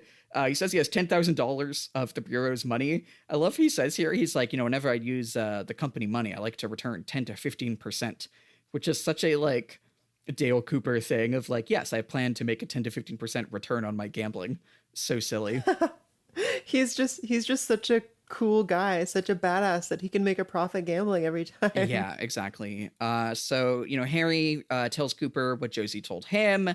And, at first Cooper is like, he's like, what do you know about her? What do you know about, where she came from or whatever? Let me try to find the exact line. Yeah, he says, how much do you know about her? Where she's from? Who she was before? Which, I don't know. It's, yeah, you know what I mean? There's some, there's maybe a part of this that, like, if I'm really giving it the benefit of the doubt, I could be like, okay, she married the guy who then died, and now she runs the mill. But, like, the where she's from and everything, it does feel like this. Yeah. Like, I feel like the assumed potential suspicion of her is like, well, this Chinese woman, she must be on some schemes, right? I think that's exactly what it is. Or is she actually a, like, vulnerable, frail Chinese woman who needs, it's not great. It's not great. There's no great answer. Yeah. So, Coop does settle on, Truman says, I know all I need to know. I love her and she's in trouble. And Coop says, that's good enough for me. So they do, he does kind of settle on taking that on trust. But I think the extent to which the show is introducing these suspicions, at the very least, thin ice, I think. I don't love it. No, I think, yeah. I don't know. Did you have anything more on these two, or shall we move on to Catherine's horrible insurance adventure? Yeah, let's get to that. So here we have Catherine chilling on her own, and she welcomes in a Mr. Neff, who is an insurance agent, who is here to say, like, there's this last minute thing with your insurance policy.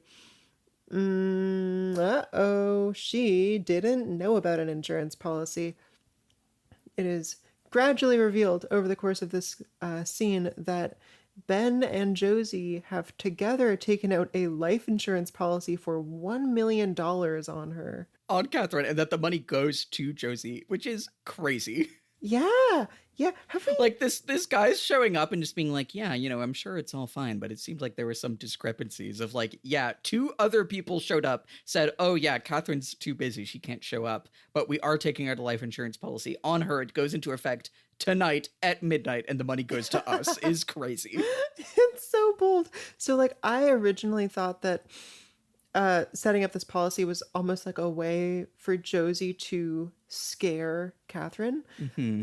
But no, this is clearly not how she wanted things to go, because the insurance agent, like of his own volition, was like, huh, this smells kind of fishy, and took out some papers that Catherine needed to sign. So it couldn't be completed without her actual approval.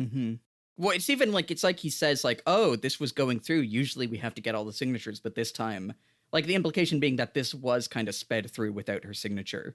And he was like, oh, hey, wait a second, Yeah, right. So like Ben was going to get the signature on the agent's behalf. And actually, I don't think Ben's name is on the papers. So I think like the intention was never to implicate him at all.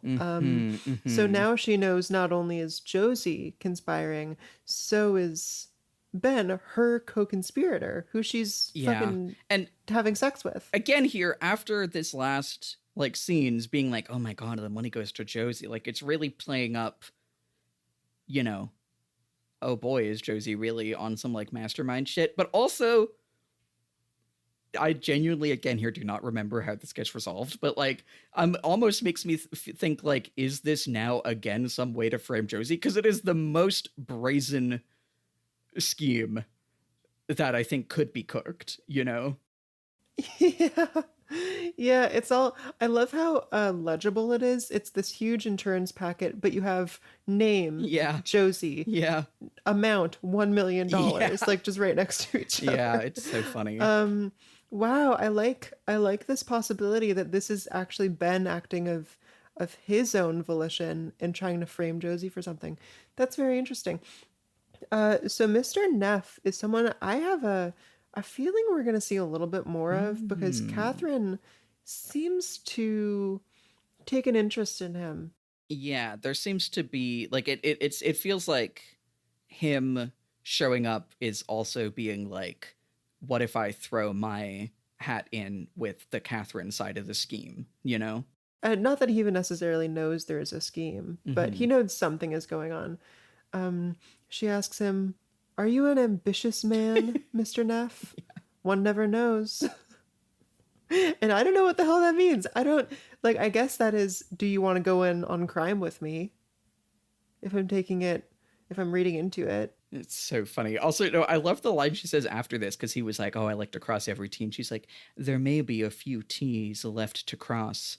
That's me when I'm doing trans discourse online. I'm just pissing off the girls. You're crossing the T's.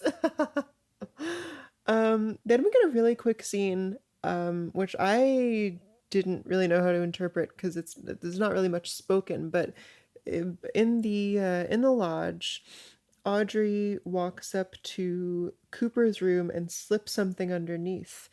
And we finally get a payoff for the conspicuous shoe exposition in the pilot. So, I mean, we're not even really told this is Dale's room, but we see for the first few seconds of the shot something being passed under the door next to these black and white shoes. And then we pan up and immediately it's like, oh, it's Audrey. So I really thought they were going to use the shoes. Is it the same shoes that she was wearing in the pilot? It's the very distinctive shoes that a lot of attention is called to. Oh, yeah. Oh, well, I didn't even pick up on that, but that's fun. The shoe payoff. Yeah, I knew right away. But then I didn't need to know, because then you see her face, but whatever. Yeah. And then what it is, next to, like, a couple doors down, A new guest is checking in, and they kind of acknowledge each other. And who is this guest? What do we think of this? This I also honestly I don't love again because I think this is a moment where we just get a new guest. We see that he is Asian, and it plays a little ominous musical sting. Yeah. I don't. This again. It feels like the show piling on. Like the show keeps piling on. Like, do we trust Josie or don't? And I don't know. It's similarly like the way the show deploys its like ominous stings. Like there was the earlier one when he's like, "Oh, Big Ed," but there was also like when we met the one-armed man in real life in the hotel room, and they played a like ominous musical sting when it revealed that he was one-armed. I was like, okay, guys, but it's like. I think if everything with Josie is on thin ice, I think that ice is cracking increasingly by the fact that like the show goes out of its way to be like, an Asian man is checking into the hotel. How suspicious. How bizarre. Whoa, play arts. And it's like, guys, come on. Get the boo, go away. Boo. Yeah. Totally. Sorry. I was just looking at the notes for the next scene. And the first line that was just taken from the wiki is just, at the station house, the boys play with bugs and disguises. Which I guess I just realized means like, wire bugs. But it was just like, the boys play with bugs. It's so funny. That's really funny. Next up, we're at the police station, and I believe the scene opens with this ominous pan over some really interestingly arranged donuts. It's like on, I don't know, paper towel or something. It's maybe like 40 donuts, and each flavor is in like a little stack on top of each other, like, I don't know, 3 inches apart. It's like a grid of donut stacks, and I feel like this is not even the first time they've displayed donuts this way. I feel like I need to mention that. The bird, Waldo, goes, Laura? And then we hear a gunshot and some glass shattering. The cops during this time have been, I guess, like a few rooms away, sort of preparing for their trip to One-Eye Jack's. Yeah, they've been playing with bugs. They've been playing with bugs in disguises. So, like, Dale gets what I can only assume is like a wire put on, and Ed is futzing around with this wig that looks exactly like his real hair. Yeah, I don't understand. Okay, that's actually, oh my god, that's so, okay, also, at first I just thought that was funny, but it actually I think is very, like, for how much this episode is, like, enamored with, copying and like lookalikes and a copy of a copy. I think the wig that just looks like his normal hair is so funny. Yeah. Anyway, once they hear the gunshot, they all draw their guns and they. Oh, sorry, wait. I do have something funny there. Big Ed just says it'll be hard to get a wig for him because like I've got a big head. Big Ed, big head. That's what we call him. Anyway, sorry. Please continue. Yeah, so once they hear the gunshot, they all draw their guns and they head out into the hallway sort of very carefully. They realize no one's inside, but the bird has been shot, the poor thing. The bird is dead, and there's blood all over the table and the donuts, and there are little scattered feathers all the blood around. and feathers on the donuts and like the falling feather clumps onto the donuts is crazy. I can't even have fun with that because this scene is very sad for the bird. Everyone has a little somber moment, and then Dale picks up the tape recorder that had been going, like a voice activated, to see what the bird says. And they really take their time with this in a way that I think is really sweet. So Dale rewinds to hear, before hearing the bird speak, like several just really sweet little instances. So, I mean, sweet is a strong word. Okay, when I say sweet, I mean Lucy is there, like, yes, here, yes, birdie, yes. and offering to share some orange slices with her. Oh, My favorite part of that is that, like, when that plays, like, Lucy looks embarrassed, and I feel like, I don't know, what I took from that is that, like, she wasn't necessarily supposed to. I guess they were trying to feed the bird, but I imagine this being Lucy being like, oh, I'm not supposed to bother the bird, but I can't help. I want to go give it some oranges, you know? Oh, yeah. It's interesting that you read her as embarrassed. I thought she was just like, so, because she sort of like lowers her face and looks out the window. It could be either, honestly. It really felt like a moment of respect for the bird. And anyway, after this message, we finally hear the bird speak, presumably repeating what it has heard when it was in the red evil house. So it says, and you might have to refresh me slightly, but it's like, Laura. Yeah, it's saying, Laura, don't go there. Hurting me. Stop it. And Leo, no. And kind of repeats each of these a couple times. Oh my God. Yeah, this scene's crazy. I think this is probably my favorite scene in this episode. This is like really, really strong. I have a lot of notes on this scene. Yeah, I'm all ears. I mean, first off, just like all the donuts laid out, it looks like, I'm like, are these laid out for the bird? Like, what's, you know? But like, why are they right next to the bird cage? Yeah. Well, and I think because like, I love how like seriously and like how straight the bird murder is played. And like, I think there is, again, in the way that the show often is, I feel like there are little whispers of comedy in like the feathers on the donuts and the like oranges, but like it is played very straight. We get this like really dramatic shot of the wall with this photograph on it of it's like some person standing next to a like big tree that has been cut down into like several pieces. It's been felled, you know, like the bird. And then we get the gunshot. Oh, and we do see briefly, we see Leo running like back to his truck. So confirming, in case there was any doubt, that this is Leo who shot the bird. Yeah. But yeah, it is really... And it took him, I guess, the entire day to get there. Like, we saw him leave first thing in the morning. No, whatever. That's a good point. I mean, maybe he wanted to wait for, you know, he's like, best to snipe at night. No one can see you, you know? Oh, naturally. Well, he was going to shoot Bobby in the daytime, but he's like, if I shoot Bobby, that's going to be my whole day gone. That's gonna There's going to be a whole thing. Yeah.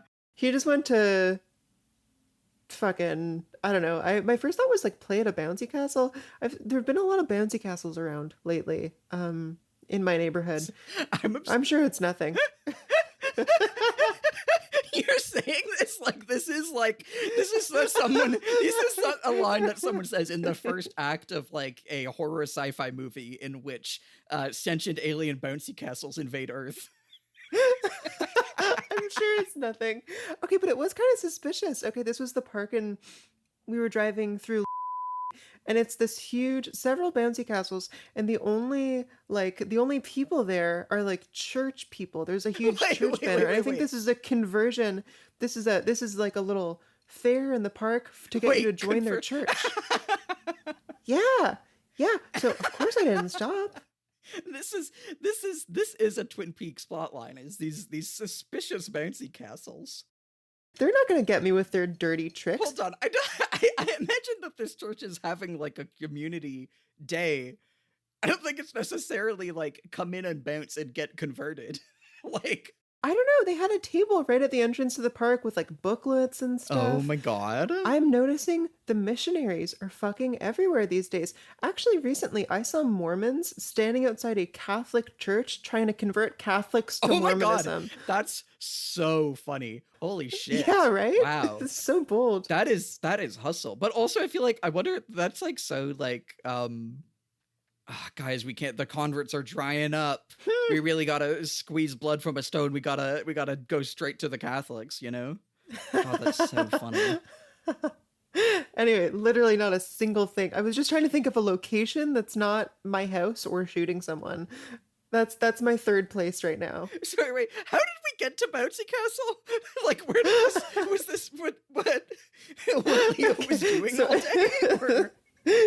Well, I was kind of wondering how did he spend his day in between? How did he kill the time? So realistically not a bouncy castle because he had the gun with him. He went and got converted to Mormonism at the bouncy castle. And then he went, great, now that I'm a Mormon, I know that this bird does not have a soul and I can shoot it. Oh my god. Oh, holy shit. Oh my god. Okay. Where the fuck, what were we even saying?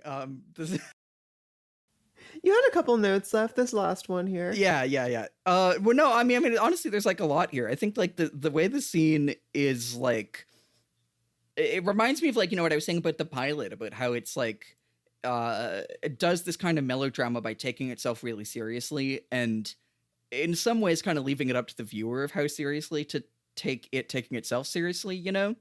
But it never wavers in it, even in the way that, like, you know, this plot point of like, we need the bird to replay the last thing it's heard, but not the thing that it heard like at the veterinary or whatever. It remembers what it heard while watching the murder, because it is so it impressed itself upon its soul, which we could say because we're not Mormons.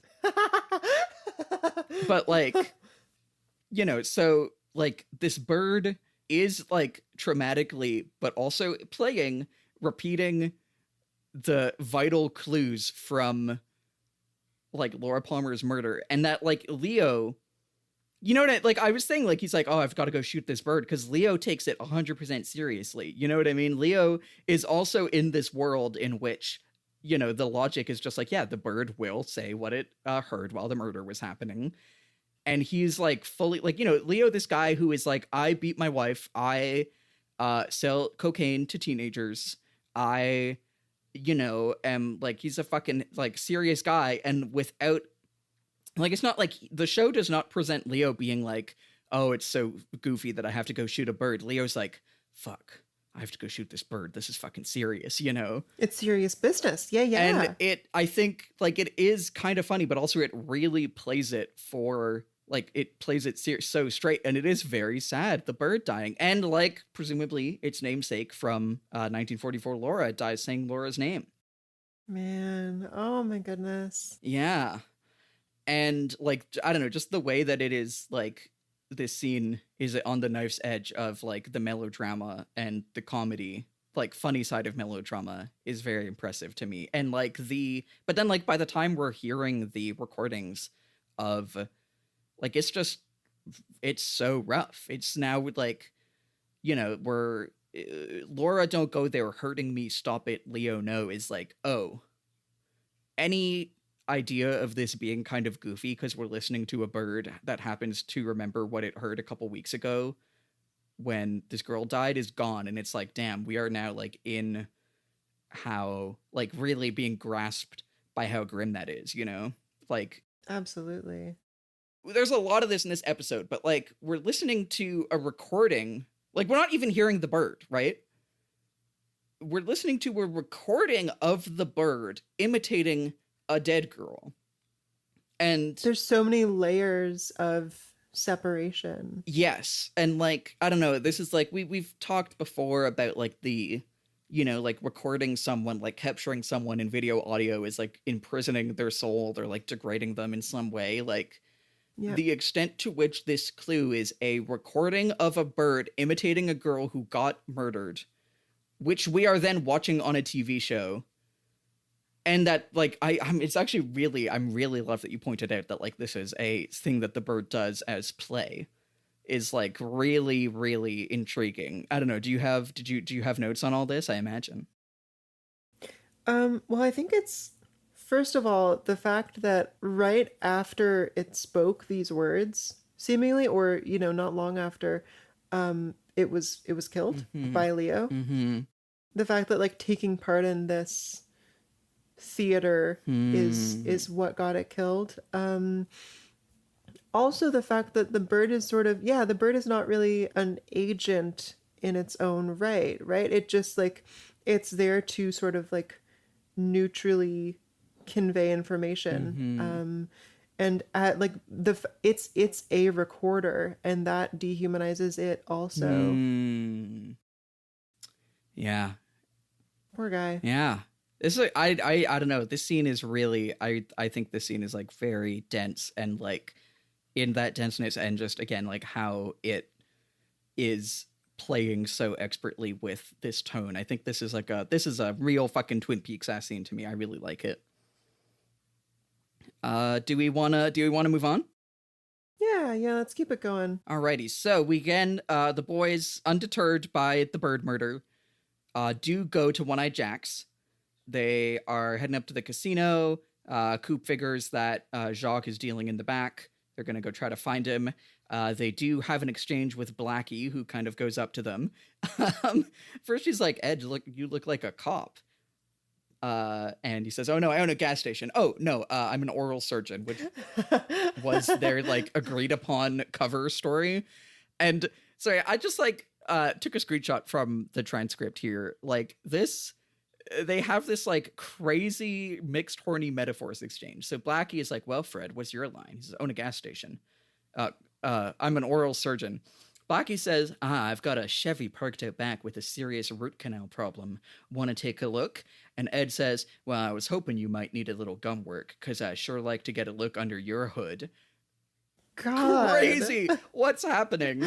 So weird. The two levels, and like honestly, neither dentistry nor gas stations are okay. Yeah, I'm gonna say neither of them are sexy. I'm comfortable with that being my truth. Black Rose really wants to be flirted with, and she approves of Ed. Like, she is totally willing to overlook the fact that he is just obviously told a lie. Yeah. Because he's just like horny for her. Yeah. Or playing the part well. Yeah. Very strange, bizarre little scene. Weird. Before we go back to the rest of One-Eyed Jack's, we get returned to Leland or Maddy. Do you want to hear? You would tell us about Maddy's little adventures. Everything's an adventure to me to this episode. Yeah, another quick little scene, no dialogue. So we get Madeline sneaking down the stairs at the Palmer residence. She is dressed in like many layers of clothes that I don't recognize, at least. I don't know if they're Laura's or if they're hers or what, but she's dressed heavy. She thinks she's being sneaky, but Leland is actually sitting in the dark in the living room, and she watches her leave with a very distressed look on his face. Poor guy. Yeah, Maddy and Donna and James all meet up at this pre-agreed upon location where there's a payphone. Maddy is wearing a blonde wig, and that cousin looks exactly like Laura Palmer, let me tell you. And James is like really kind of bowled over by it. Like it's a kind of fucked up and powerful thing. Like she's standing, like Laura's standing right there. Laura, who by this point I have no idea how James feels about, because he has just learned that there was another other man. Yeah, and then I think we get more of that later, but for now we cut away. Well, yeah, it's like I think, I mean, first of all, just like the Leland jump scare on the couch. I know it's like the same. I mean, it's just the Laura. It's just the Palmer household couch, but it is like the couch that we last saw Maddy on when she was like sneaking to call them. Oh yeah. I don't know. What are your thoughts on Leland here? Like, it's unclear to me if he's like, I imagine he's like staying up late because he's continuing to have his breakdowns that we've seen. But the way he just like silently watches her leave, I'm like, don't really know what to make of it. What do you think? He is a former, head of the household, and now he's totally powerless.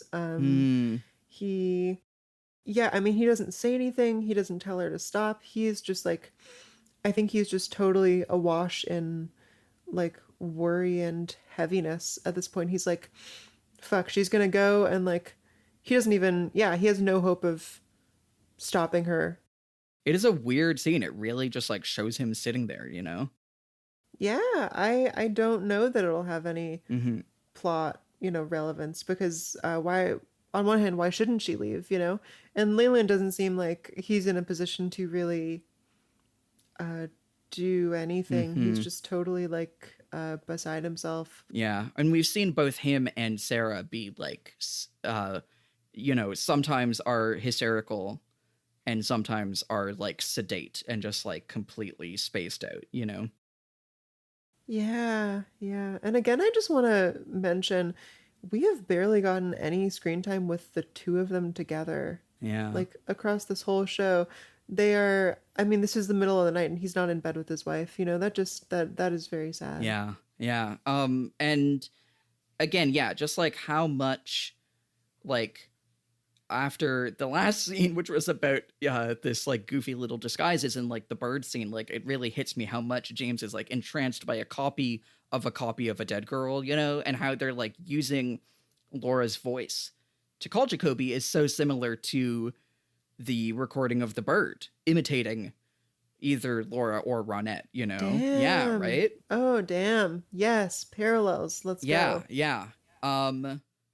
But we're not fully in the fullness of that scene yet, because we need to see what the Icelanders are up to. Yeah, the Icelanders, these rowdy folks are chilling in, I guess, Ben's office, right? Mm-hmm. With Jerry, who's like their favorite guy in the world.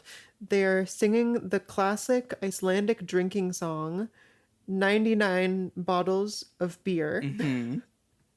And I'm gonna see if I can, I'm gonna look up, Oh my god! I'm gonna see if I can pronounce. I also was like, let me open Google Translate. Or did we both go to do this? That's where I am. Here, let me 99. You need to no. Need to or new flöskur af Yeah, bjór. New Froskur of Bjord. Newty og new flöskur af bjór. Oh, fuck. This is great radio. Man, you know, I was gonna hang out with my unironically Icelandic friend later today, and her ass bailed. I could have asked her. Unironically Icelandic is crazy. Yeah, she's got the hair and everything. This is my childhood friend who I hope she's doing well. I'm sure she's not listening. I mean, yeah, this is so funny. I think I love, one, that it is just 99 Icelandic bottles of beer, but also that, like, is it, who is it? Is like, Jerry's like, oh, what a lovely song. And Ben is like, you simply have got to teach me some of these incredible songs. Just like, they're just really, like, playing the, like, wow, guys, this is such a fascinating traditional Icelandic song. It's so goofy. Your culture, we love it. It's oh my god, they couldn't have chosen an actual Icelandic song. Like they made that choice, you know? That's so silly. It's so silly. But Ben is like, okay, guys, pack it up. Yeah, so he gets Jerry to make them like wait downstairs, I guess. And then Ben and Jerry, oh my god, Ben and Jerry, are you fucking kidding me? We talked about this back in like episode like 2 or 3 when they showed up. I was like, oh my god, I just realized they're Ben and Jerry. Man, oh, it was so long ago. With the fucking ice cream too. Yeah. Well, and that I think Jerry has the line in here, or one of them does. It's like, this needs more pecan. Like, they're fucking concocting the ice cream is so silly. That's really silly. I love it. Okay, what is this? Yeah, so Jerry being like the sort of business liaison to the Icelanders.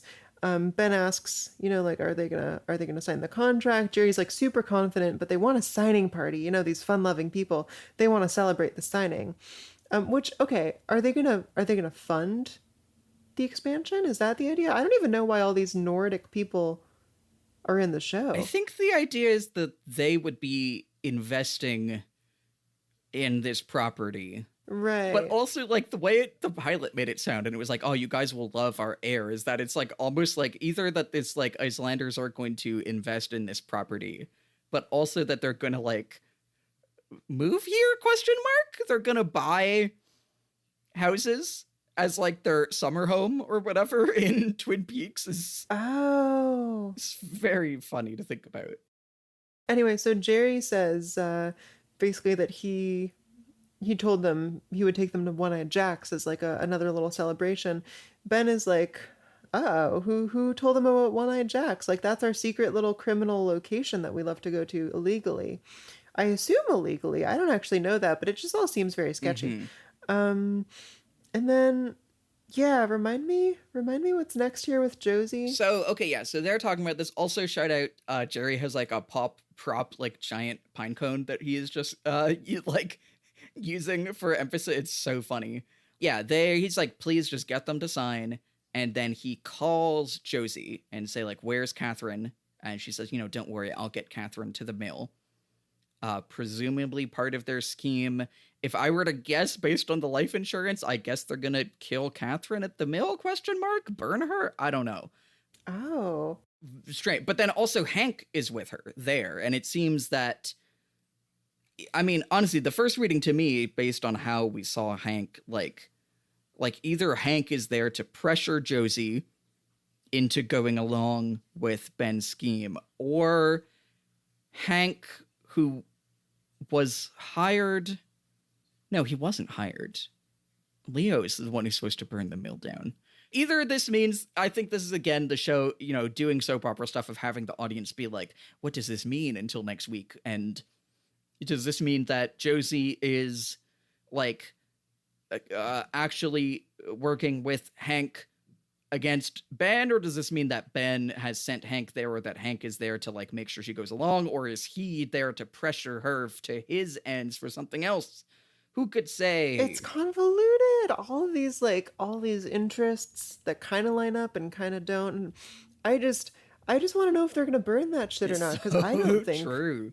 Josie would want that. Yeah, one would assume because it's her mill. Yeah, it's well. Hey, listen, next week going to be this season 1 finale. Oh my god, yeah. We're going to find out. This is going to impact my predictions a little bit. Yeah, true. Okay, well, anyway, so... Damn. So from there, we're back to One-Eyed Jacks. And this is Audrey in One-Eyed Jacks, who has, used the information she got earlier to show up. She is meeting with Blackie and gives her a resume, which seems to be a resume, like, based on the places that Blackie lists off. They seems to be like sex work resume, which is a bit. Listen, I don't go there, but like this feels like Twin Peaks being like, yeah, sure, you have a resume of I don't know. Anyway, I don't know if One-Eyed Jacks would be working like that. She says, "Oh, my name is Hester Prynne," which Blackie's like, "Listen, girl, I read the Scarlet Letter too. That is the protagonist." Oh, sorry, I did. Make a note here because I think like while sussing out that she's fake, Blackie's like, "Oh, where did you work in Calgary?" And Audrey's like, "Oh, around." Blackie, "Can you give me a name?" And Audrey, "Oh, the Lost Dude Ranch." Quite goofy, Blackie is like, "Is Big Amos still running things out there?" And Audrey's like, "Yeah, of course." Big Amos is the name of her dog. So this is, she's like, "Listen, you're a fako. She should airmail her bottom back to civilization," but Audrey, in saying like, give me one reason why I shouldn't airmail your bottom back to civilization, does her tying the cherry stem into a knot in her mouth, which we talked about this a lot before.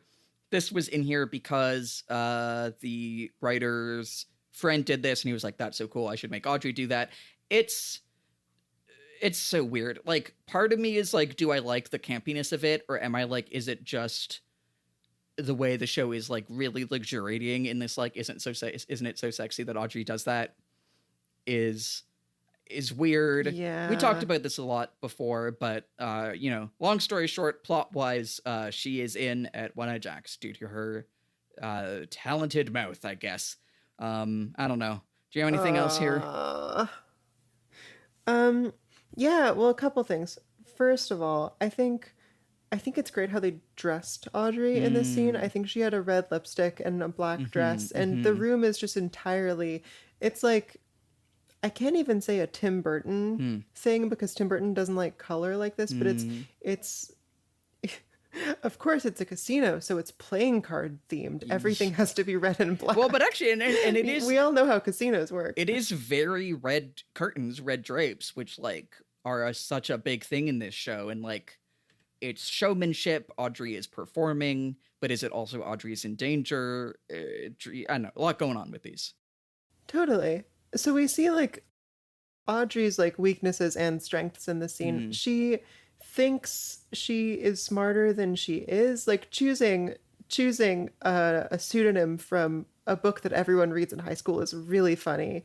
Mm-hmm. And it's such like I haven't not read this book admittedly, but Hester Prynne is it's just like Yeah. that's so like I want to be mysterious and choose a fake name. Yeah. Hambone fake namington. But yeah, but then when she's called on it, she moves super quickly. She's still very smart, you know. She jumps in and just like grabs a little maraschino cherry out of Blackie's drink, and she like I think she is shockingly cool and collected in a way that I think I get a slight like Humbert vibe from how the show portrays her as totally in control, and like scheming sexually. I don't know, like I have a teenage sibling, and I like because of that I sometimes meet teenagers and they act like teenagers. You know, Yeah. like this, no 18-year-old is that on the ball and like able to actually conjure an air of mystery. Yeah. I think what I can say about this, even like compared to the Cooper's Bed, is like I buy this, like as far as the show giving us a thing of like a sexual fantasy about Audrey. I think I buy this more just in a character motivation sense, you know? Like we know that Audrey wants to, you know, she's fucking on the case. She wants to get the clues, and we know that she is like has at her disposal and is like in a way interested in using performance and like being watched doing things to get there. And like that, in that sense, although it is definitely, I think everything you're saying, I think I am more friendly to this than I am the showing up naked in Cooper's bed, which like I don't know why she does that, you know? Yeah. Yeah, that's still a little more baffling. I'm with you on that. Did you have more on this? I don't think so. Alrighty. So we have a very short little scene still at One Jacks of Cooper, who's true to his word, is doing great at blackjack as one Jacques Renault begins to deal. I just want to note, I love that like each Renault brother has a different intensity and a variety of French Canadian accent. I didn't even notice his actually. It's like pretty light. Was Bernard's like very French, or was he only a little bit? I don't remember. Yeah, he's Frencher, I think. Yeah, I don't know. It's just very funny to me. Like we just got 3 actors and told them all to do a French Canadian accent, and they're each doing their best. You know? Wait, 3 actors? Oh, hold on. Hold on. I need to confirm that I'm remembering right. Something. Okay. You know what, Lily? Mm-hmm. But now that I've said it, there will be a 3rd Renault brother. Oh, fuck. And he will have a different interpretation of the French Canadian accent. Yeah, so we very brief one there, but then we get to, I think, the big, this is like the last scene of the episode, and this is, I think, when we can really like dig into everything here. So this is Jacoby is watching Invitation to Love, which is on at every time of the day, by the way. It was on this morning. Yeah. It's on noon. It's yeah. That is actually a really good point. It is truly the only TV show. We hear Montana is not dead despite having been shot. Wow, just like Leo. And is telling either Jade or Emerald, here's to old times. Should old acquaintance be forgot? But like menacingly? ? However, he is not able to further enjoy the show because he gets a phone call. And it is... Okay, because we talked about this. It sounded like they wanted to... or actually, did they play the recording for a bit? Or is it right from the get-go? It's just her... Is it like... Yeah, it's just Madeline, like, doing an impression. My interpretation here was they were gonna play the recording, but then maybe when James saw Madeline dressed up in the wig and everything. He was just so struck by it that they decided they should just do it live. Yeah. But yeah, we don't actually see that decision being made, so I was a little confused about it. Yeah, I'm that's compelling though. But sorry, also I was like going through the episode. Jacoby does answer the phone just going, "Aloha." This fucking guy. And he's sipping a little tiki cocktail. God, even like his lamp is just anyway, it's like a woman in like a grass skirt. It's a lot. But so My God. she opens with the lines from the recording that he, the recording to him that he never made, saying, "Hey, what's up, Doc? Yeah, I feel like I'm gonna dream tonight, big bad ones." And Yeah. it's kind of crazy. It's funny, part of me wonders, like, does Jacoby like not know that Madeline is in town? I mean, obviously there's a lot going on, but like, he hears this voice, which again, like the actress has been doing a really good job, Cheryl Lee, at like, I think playing Madeline differently than Laura when we do see her, Yeah. But, Yeah. he's like, wow, this looks exactly like Laura. There happens to be another woman in town who looks exactly like Laura, but that's none of my business. Because it's a small town. Yeah. Like... So, he gets his gun, but he gets an envelope his way at the door and has a video cassette which shows Maddy as Laura holding the today's newspaper to be like, it's really me. So, saying, meet me in 10 minutes. Yeah. And he, like, going back at the video, sees the corner of the gazebo. Yeah, she says, meet me at Sparkwood in 21. I don't know if that's where the gazebo is. I guess it is if she's waiting there, but he's like, oh, gazebo. So. He's trying to do his own little investigation in this moment. Meanwhile, while they're on the phone, Bobby has followed them. Why? I have no idea. I thought Bobby wanted to kill Leo Johnson. He has totally different shit going on. Like, I know Bobby really hated James at the start of the season, but like he seems like he has bigger fish to fry. He's been in love with a married woman this whole season. Yeah. There's a lot going on. Or even like, I guess he follows them because we see him put some powder into Bobby's gas tank. At first I was like, is this drugs? Is he like setting him up? But it seems like maybe it's something that's supposed to explode his motorcycle, ? Yeah, that was my guess. Which, okay, I gotta say, and it's also interesting how like, it's almost like in this moment, it's like this like ghost of Laura appearing through Madeline dressing as her is just like attracted, like Bobby has been summoned by this, in a way. Oh, I like that. I like that a lot. But it is very funny to think about him being like, oh no, Shelley, you shot your husband, but he lived and he might try to kill us. Don't worry, I got your back. I'm going to go deal with him. And then leaves and tries to like kill or frame his other teenage rival for his old girlfriend. Yeah. Like, bro, what are you doing? He's just back to the kid shit. Yeah, but he is snooping, but someone is snooping on Bobby. And I love also like how they do this. There's like two different musical stings. There's this like, there's a musical sting when we see Bobby watching. That's kind of classic. And then we see in a classic like horror movie, like monster cam, first person shaky cam of someone watching Bobby. And then we get this like shriek, this like really like, oh my God. Yeah. And we don't get anything more than that person is watching. We don't know who they are. They don't really do anything. My note is like, is this the killer? The framing, sure would make us believe so. And yeah, so then I guess they leave Maddy alone at the gazebo, which also I'm like, why did they even need to leave her there?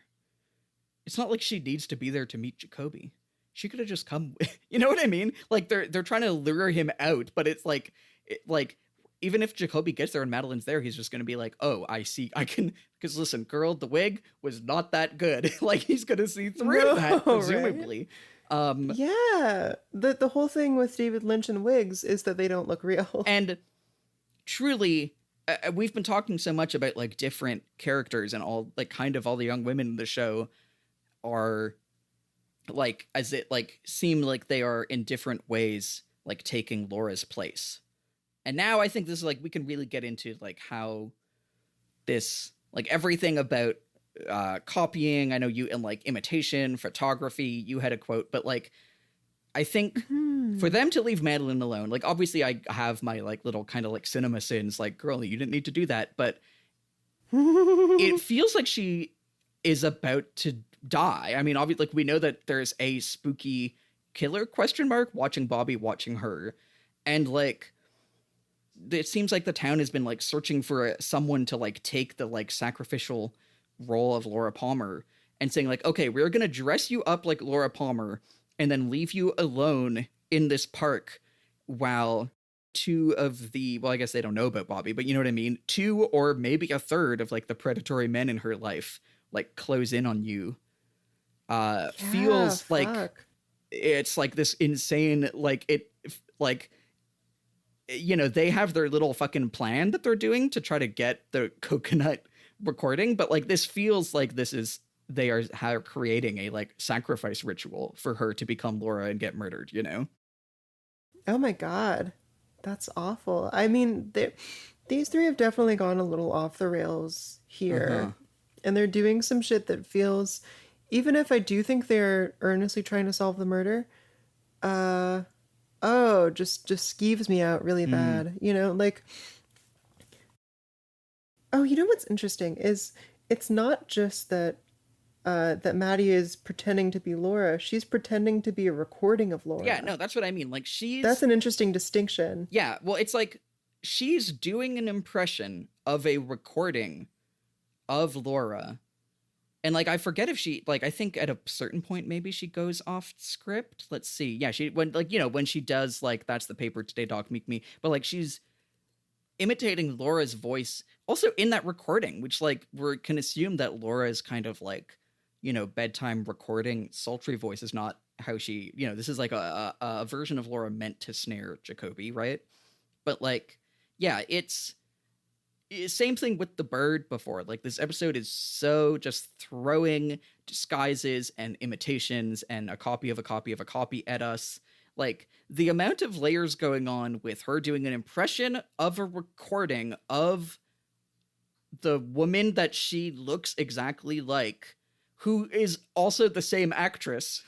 Yeah. Like, and the idea that like, even just like we're joking about the wig, but like, I assume that they had a real wig for her to be Madeline, unless they dyed her hair.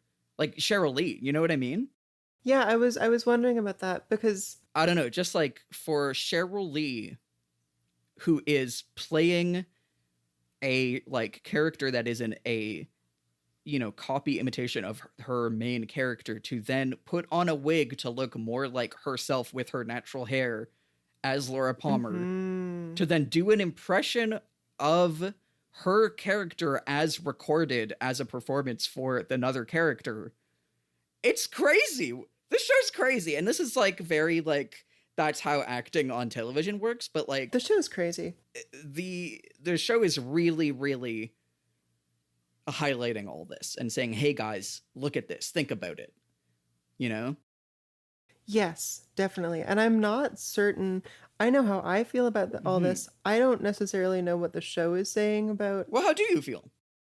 Well, I think I said in a recent episode, like, something is lost and like Laura is irreplaceable, you know? Like the failure of any like account of her or representation of her to tell the full story feels like a way that the show is saying like it is really tragic when someone dies because you cannot recreate that feeling or that person. Also, yeah, and this is also something we've said before, but trying to recreate her is like a way of killing her, right? This, like, I don't even know why I wrote in my notes for the scene that this is like killing her again, but I guess it's like a way of like fixing her in a certain way. It is a way of taking her agency again, you know? Is this like in the sense that like, you know, we keep saying that like every time we get a glimpse of Laura, it is a new contradictory glimpse, and that like Laura in the show is defined by having all these contradictions and all of these like, you know, like the essence of Laura is shooting out in like every direction at once. you know, and refuses to be contained in one of them. Whereas in doing this, they're saying, no, you are this version of Laura. And we are Exactly. like fixing as in like fixing in place, like now Laura is just the Laura who is meant to ensnare Jacoby or whatever, or the Laura like as filtered through Madeline. Yes, that's totally it. Yeah. I don't know. It's yeah, it's spicy. It's really like, and honestly, like, you know, we know that David Lynch has a lot to say about the part of this that is just making movies and television, you know? Inland Empire, Mulholland Drive, like, these are very much movies about, like, the violence on, like, a, like, spiritual level. And I think, like, obviously, like, I think both of those movies are also about how that violence is just, like, mundane and material and, like, in Hollywood, you know? But I think he sees that as very related with the, like, act of playing another person and of, like, that kind of copying and imitation, like, brings, you know, I mean, Inland Empire, long story short, I think a summary of that movie is, like, Laura Dern's character that she's playing overtakes her life, you know? Like, it brings the person that you're playing into you, but it also erases the idea of that character because you're, like, invading them and taking them over. And also, like, being a film director, you know, even, this is, like, everything we're saying about, like, fixing a version of Laura in place is kind of like what filming someone for a TV show does, you know what I mean? Like, and, you know, like, when Cheryl Lee or when Laura Dern, like, is a particular version of themselves to be in Twin Peaks or to be in Inland Empire or whatever, we are saying, okay, this is now the only version of you that gets to be here, you know? I actually, so I had been flipping through this book, right, to find the quote I was looking for. And in the process, I found a different one that I think sort of captures the, like, what photography does to a subject. So this book is called River of Shadows. I really love this book. It's by Rebecca Solnit. Came out about 20 years ago, and it's about Edward Muybridge, the early film pioneer. I don't know this guy. Tell me about him. What's his deal? Sure. So this is the first Kiss guy. This is like the real first Kiss guy. Yeah. Tell us a little bit about what that means for people who haven't seen your phenomenal video. Okay, so Edward Muybridge was a British-born American photographer, sort of doing film before the technology to do film had been invented. He would take these sequences of photographs with, like, these unprecedentedly fast shutter speeds, so you could actually capture things moving. He is the reason that we can take pictures that don't involve just sitting still for a few seconds, you know? And my interest in him is basically that he did this series of studies for, I think, the University of Pennsylvania, of hundreds of different people and animals and objects in motion, to, like, sort of as, like, anatomical studies. And so this book, River of Shadows, is sort of about how the series of innovations in the 1870s collapsed time and space in a way. So you had the train making the travel from, you know, eastern US to the new western frontier, like, orders of magnitude faster, and in a way making the country smaller. And then you also have photography, which is, and, like, you know, kind of fundamental, both in, I mean, even in Canada especially, as a whole thing, we don't, but, like, you know, fundamental to, like, actually those stages of the colonial project, right? Like, the, like, conquering and, like, you know, taking the, like, land in the west of so-called Canada and the United States, like, you know, very, like, literally, like, you know, famously, the, like, Trans-Canada Railway was a major, like, that railway was fundamental to Canada putting down the Louis Riel Rebellion, like, in a big way, you know? But yeah, sorry, go on. Yeah, no, definitely worth saying. And I won't. I want to get through the Muybridge stuff pretty quick, but he started off as something of a war photographer, sort of capturing the conflict between various like indigenous groups in the Western U.S. and in the American forces. Yeah, but anyway, his photography basically allowed time to be collapsed as well, or not even collapse, more like expanded infinitely. You know, the ability for a single moment to live on and to be remembered in this way that was, we maybe think of photography as an objective account, but that's not actually how he was thinking of it. His view was that the purpose of photography is also to capture your perspective or your experience on a thing, of a thing. So the segment I found when he was doing landscape photography, he just made that shit up. Like he faked it. And this was not a controversial practice in the day. So this is not the main quote I want to read, but page 47. Some of his clouds were unabashed forgeries, just as were his later moonlight scenes, in which the sky was merely a diurnal cloud scene printed in dark, what filmmakers call day for night, and the moon was the sun seen dimly or a white circle drawn onto the clouds. Oh my God. What truth meant in photography was not yet settled. Retouching was almost a universal practice, and some of the most respected photographers made composite images.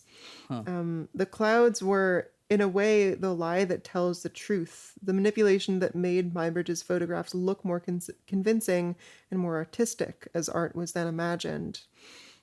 So this, I say this basically because there is an idea that, let me stew on this for a second. While you're stewing, I just want to say this is all great, and also on a much less serious way. Shout out to this man's first name, which is Edward, but with more vowels in it at every place than you would think it would need. Oh, it's so funny that you mentioned that. His name is almost like real parallels to this sort of creative tampering process. His name, he was born Edward Muggeridge, and his name was spelled just Edward, and then he added letters to his name, and Wait, he added? Oh my God. Because yeah, so this is like, as it appears, is Eadweard. Eadweard.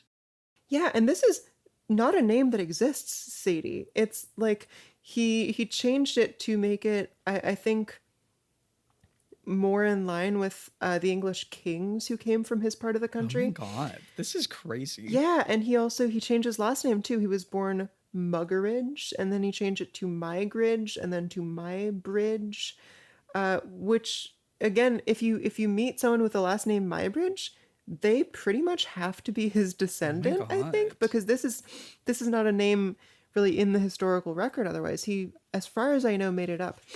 Anyway, fuck. What was my thing gonna be? Shit. I'm gonna get it. I totally will. So like for Mybridge, capturing people on camera was capturing. It was taking an agency over their soul. You could pose people in whatever way you wanted to, and that was the version that lived on, right? And so this big project that I did that was about trying to track down and learn more about two women who kissed in one of his early projects, that proved impossible because they were posed by him. They had no names on record. They had no agency. His process of, reproducing them for this famous series of photographs actually made it impossible to get to the core of who they really were, because like the medium mediates, right? That's why it's called that. And I do want to find the actual quote I wanted to read, if you wouldn't mind giving me a minute. Yeah, by all means. This man is currently buried in Woking, Surrey, England. Unfortunately, he killed due to Woking. Sorry, don't let me don't let me distract you too much. I just had to get that one in somewhere. Oh, I'll find it. I talk about this guy for 1 second, and I just want to dive right back in. Totally fascinating person. And I should mention that even if you've never heard the name, everyone knows this guy's work, but because he took that famous sequence of the quote unquote horse in motion, the sometimes called the first motion picture by people who admittedly are wrong, but it's in that neighborhood. Okay, yeah, so I think it's possible to read all of this stuff as like Lynch reflecting on the fact that, filmmaking is always selective and you can never really tell the full truth. Of course, with something like this where Laura does not actually exist, it's not really an ethical question, but I think it is something that certainly I think about when I'm writing. I feel like I'm creating a story that's going to exist in people's heads and color whatever actually happened, and gradually whatever actually happened is just going to get lost, So here, if one wanted to find an absolute beginning point, a creation story for California's two greatest transformations of the world, these experiments with horse and camera would be it. Out of these first lost snapshots eventually came a world-changing industry, out of the many places where movies are made, one particular place, Hollywood. The man who owned the horse and sponsored the project believed in the union of science and business and founded the university that much later generated another industry identified like Hollywood by its central place, Silicon Valley.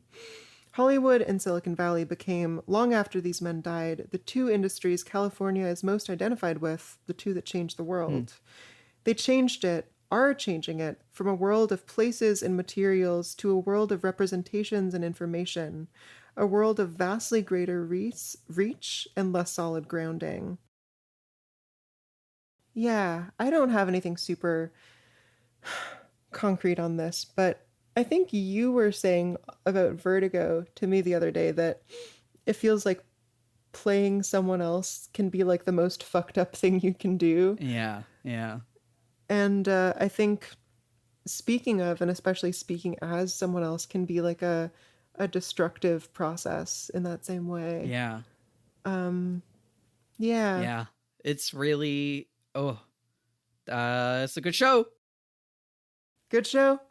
Good. Real quick good. before we get back to like just Twin Peaks stuff, am I correct that this is also the Horse in Motion? This is the one that the like jockey is like the guy riding the horse is the guy that like they talk about in Nope, Jordan Peele, right? Man, this is part of why I love Nope. No one knows who that guy was. He wasn't he was so the jockey was like a seemingly younger black man, and he was not credited by name because that is not how Edward Muybridge did things. Well, because don't they say that they were even like they're like the Haywood family, and they're like the only. I'm just looking at the Wikipedia. Like the only potential name for this thing is this the jockey is like Alistair Haywood. So they're saying like they're like descended from this jockey, right? I'm a little rusty, anyway, so that could be right. Yeah. I've heard it credited to several names, but basically no one really knows for sure who it is. So Nope was a great way of like sort of imagining a life and a legacy for that guy, and something I really love about that movie. Oh, sorry, yeah, they do make up that name. That name is that is not. Sorry, I was looking at the wrong part of the Wikipedia page. Oh, okay, this makes sense. That's really fun though. Yeah. Do we? I guess. Did you have any more like of this type of stuff, or do you just want to get back to the last bits of the scene itself? Yeah, I think let's finish up, and this is just a reminder for me to sort of work on some sort of unified theory of all this, because I feel like I've been dancing around it for months now. Yeah, it's very. I mean, listener, if you want to know more, check out Lily's wonderful video. Cinema's first kiss was between two women. I'm in it. I kissed my girlfriend at the end. Yeah. You kissed your girlfriend at the end. Yeah. So I think everything you're saying is very present here and very worth keeping an eye on as we continue in like really, really big ways.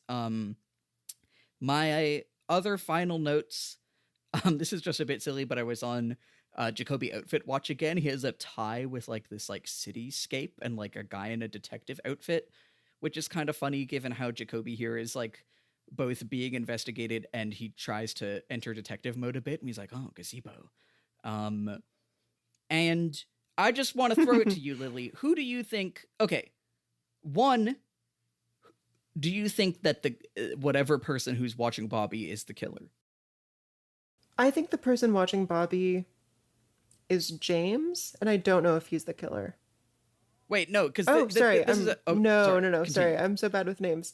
Yeah. Sorry. Who do you think it is? Let me take it again. Leo. I think it's Leo. Okay. So you're saying, okay, no, I actually really like this. This is saying that it's Leo was like, I was gonna shoot this teen, but I have to go shoot the bird. I have to wait for nightfall. Oh, but then it'll be nightfall. Then I can follow Bobby and shoot him. Yeah. He's an efficient man, you know? I think, well, he's not going to go home. He's got to do something. The bouncy castle's closed. It's really good. Okay. Well, on that note, I think we're ready to wrap up this episode proper. But like really, really, I think so much to chew on in that last scene. And next week is the season 1 finale. Oh my God, fantastic. Yeah. So like moving on to our last thing, Zilly, have you had any crazy dreams? Oh my God, we have a nibble. Oh shit. I'm so excited to announce this. Yeah, okay, welcome back to Lily's Nightmare Corner. The thing where I think about Twin Peaks a lot and try to have nightmares about it. I'm sort of numb to how weird this practice is now, but I like the show enough that it's fun to think about. Anyway, Twin Peaks was not in my dream, but David Lynch was. Oh shit. He was sitting on the floor. I think he was petting a dog or something. He was saying some weird shit. This is 2 days ago now. And by the time I fully woke up, I was already forgetting it. Damn. Yeah. What was he telling that dog? He was talking to someone he was talking to someone else in the room, but I didn't know who it was. I couldn't look at them, which was kind of cool. Oh my God. We're really getting there. We are going to like inception a full Twin Peaks dream into you by the end of the podcast. Maybe, oh man, if that could be my gift to you as a thanks for a full first season, I'm gonna do it every night this week. So I have to say the whole process has been really underwhelming so far. Like I thought trying 7 times we would get somewhere, yeah. But that's okay. I'm not giving up. And let's pull up our Who Killed Laura Palmer power rankings. Yeah. Let's see. What were the top 3 from last time? I didn't copy paste them in. Okay, so last time we had, oh God, I forgot it was this. First place, the Renault brothers. Second place, Ben Horne, and third place, Mr. Melancholy from I Saw the TV Glow. Lily, what's your top 3? What are your power rankings? Who killed Laura Palmer? Leo's in first. Okay. Leo's in first because the Mina bird. Yeah. And then, what if it's the third Renault brother who I don't know? The mysterious third Renault that I leaked. I'm just going to say the leaked third Renault brother. And then I'll keep Ben in third place. We're not getting metaphysical this time. After all that talk, we're not putting in like the act of capturing someone on film. It's still just Ben. This time we're just keeping it. Well, I think that was We the Viewer, which I did a couple weeks ago. That's true. It's true. Okay. So let's see. Our predictions for next time on Twin Peaks. We said Leo survives the shooting. Ding, ding, ding. But is blackmailed into not telling the cops that it was his wife. I guess kind of, well, he wanted to shoot a bird instead. So I'm going to say that he didn't need to be blackmailed because he's a known criminal. I probably could have seen that coming. Yeah. Shelley is the boss now, and is conspiring with Bobby. Kind of true. Like half points, Oh my God, I forgot that we had the hot dog centric, the weird hot dog plate B plot. Yeah. The hot dog. Okay. Well, okay. So we said B plot, the hot dog plate is damaged, shatters. Lucy takes on replacing the hot dog plate, finds the manufacturer and learns that the little balloon dog is a balloon dog supernaturally transmuted into the plate. And fuck, this is reminding me, we forgot to cover that in this episode because that all happened. I didn't take any notes on it. Okay, I'm really sorry about that, listener. That's a huge oversight on my part, but that is full marks. The supernaturally transmuted balloon dog hot dog plate subplot in this episode was crazy, though. Oh my God. So what happens next time on Twin Peaks, Lily? Okay. And it is the season 1 finale. It's a double episode. I think we need to pull out some big guns here. Oh, wait, is it? I think, no, I think it's the season 2 opening that's a double episode. Let me check if, yeah, it's normal runtime. Okay. So I'm going to pare this down slightly then, because I have like 6 things. Oh. I'm going to bet, and I actually feel decent about this, that there is a confrontation or nearly a confrontation at One-Eyed Jack's, because the Horne brothers bring the Icelanders while the cops are there. The Horne brothers bring the Icelanders and encounter the cops. Yes. Do we, like when you say near confrontation, like, do you think it's either, like, you're under arrest, or is it a, like, they are, like, playing, like, hide around the corner with all the Icelanders from the cops or something? What do you think? Actually, I'm thinking the other way around. I'm thinking if there's not a confrontation, I'm thinking the cops, or the Bookhouse boys, I should say, hide from the Icelanders. Like Scooby-Doo style, just running from behind one pillar and emerging from another or whatever. Precisely. Love it.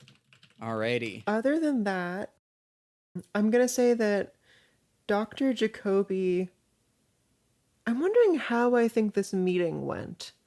Because with the end of the last episode, there were 2 big pivotal things that seemed like they were happening. And then the show ended, right? So Leo being shot, and then also Audrey showing up in Dale's bed. And the fact that... And they did kind of just go, oh, never mind about both of those. Yeah. So now I'm thinking that between these episodes, somehow no encounter between Maddy and Jacoby took place. Maybe she leaves or something, or maybe one of these people in the shadows intervenes. Yeah, let's bet on that, actually. Okay. Let's bet on one of the shadowy gentlemen sort of popping in and disrupting things somehow. Do you have any goofy B-plot calls? Okay. Remind me what the one-armed man is named and what he sells shoes, right? I think it was Philip Gerard. Yeah. Philip Gerard. I think... Okay. Here's my formal prediction. Audrey is taken away from her perfume counter conspiring by an offer to franchise her shoes, her very unique shoes.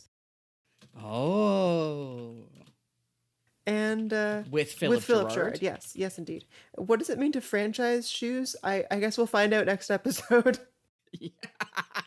Okay. Honestly, that's a great catch with the shoes. Okay, so next time on Twin Peaks, the Bookhouse boys at the casino have to hide from the Icelanders.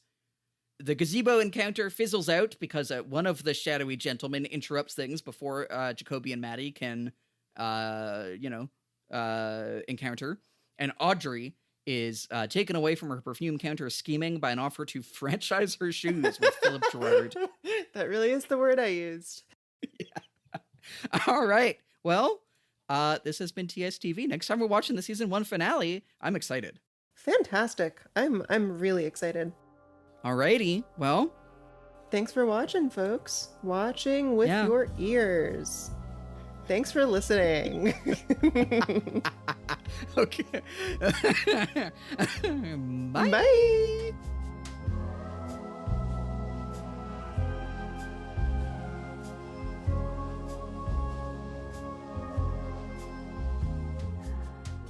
TSTV is hosted by Sadie Avery Lake and yours truly, Lily Alexander.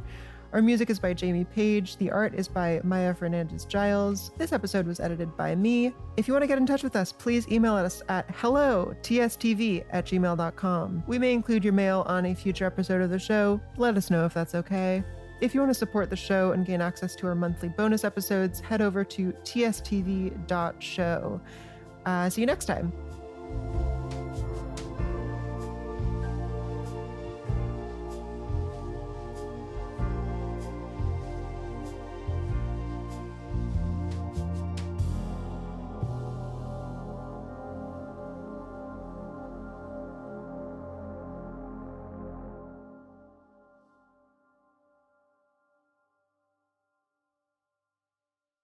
content warnings for episode 7, The Last Evening.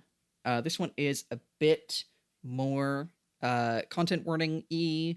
A lot of the previous stuff has just been like, there's some representation that isn't great. This one, we have a suicide by overdose. There is a scene of smothering. There's the threat of burning. Guys, this is letting you know there's going to be a lot of plot events in the next episode. More Leo violence, and the specter of incest hovers a bit closer to the camera than it has before now. Still a specter, but all that other stuff is going on. I would say it's all still presented in kind of a schlocky, like, oh my god, it's the finale, all this shit is happening way, rather than being, like, horrifying, but that's what's going on.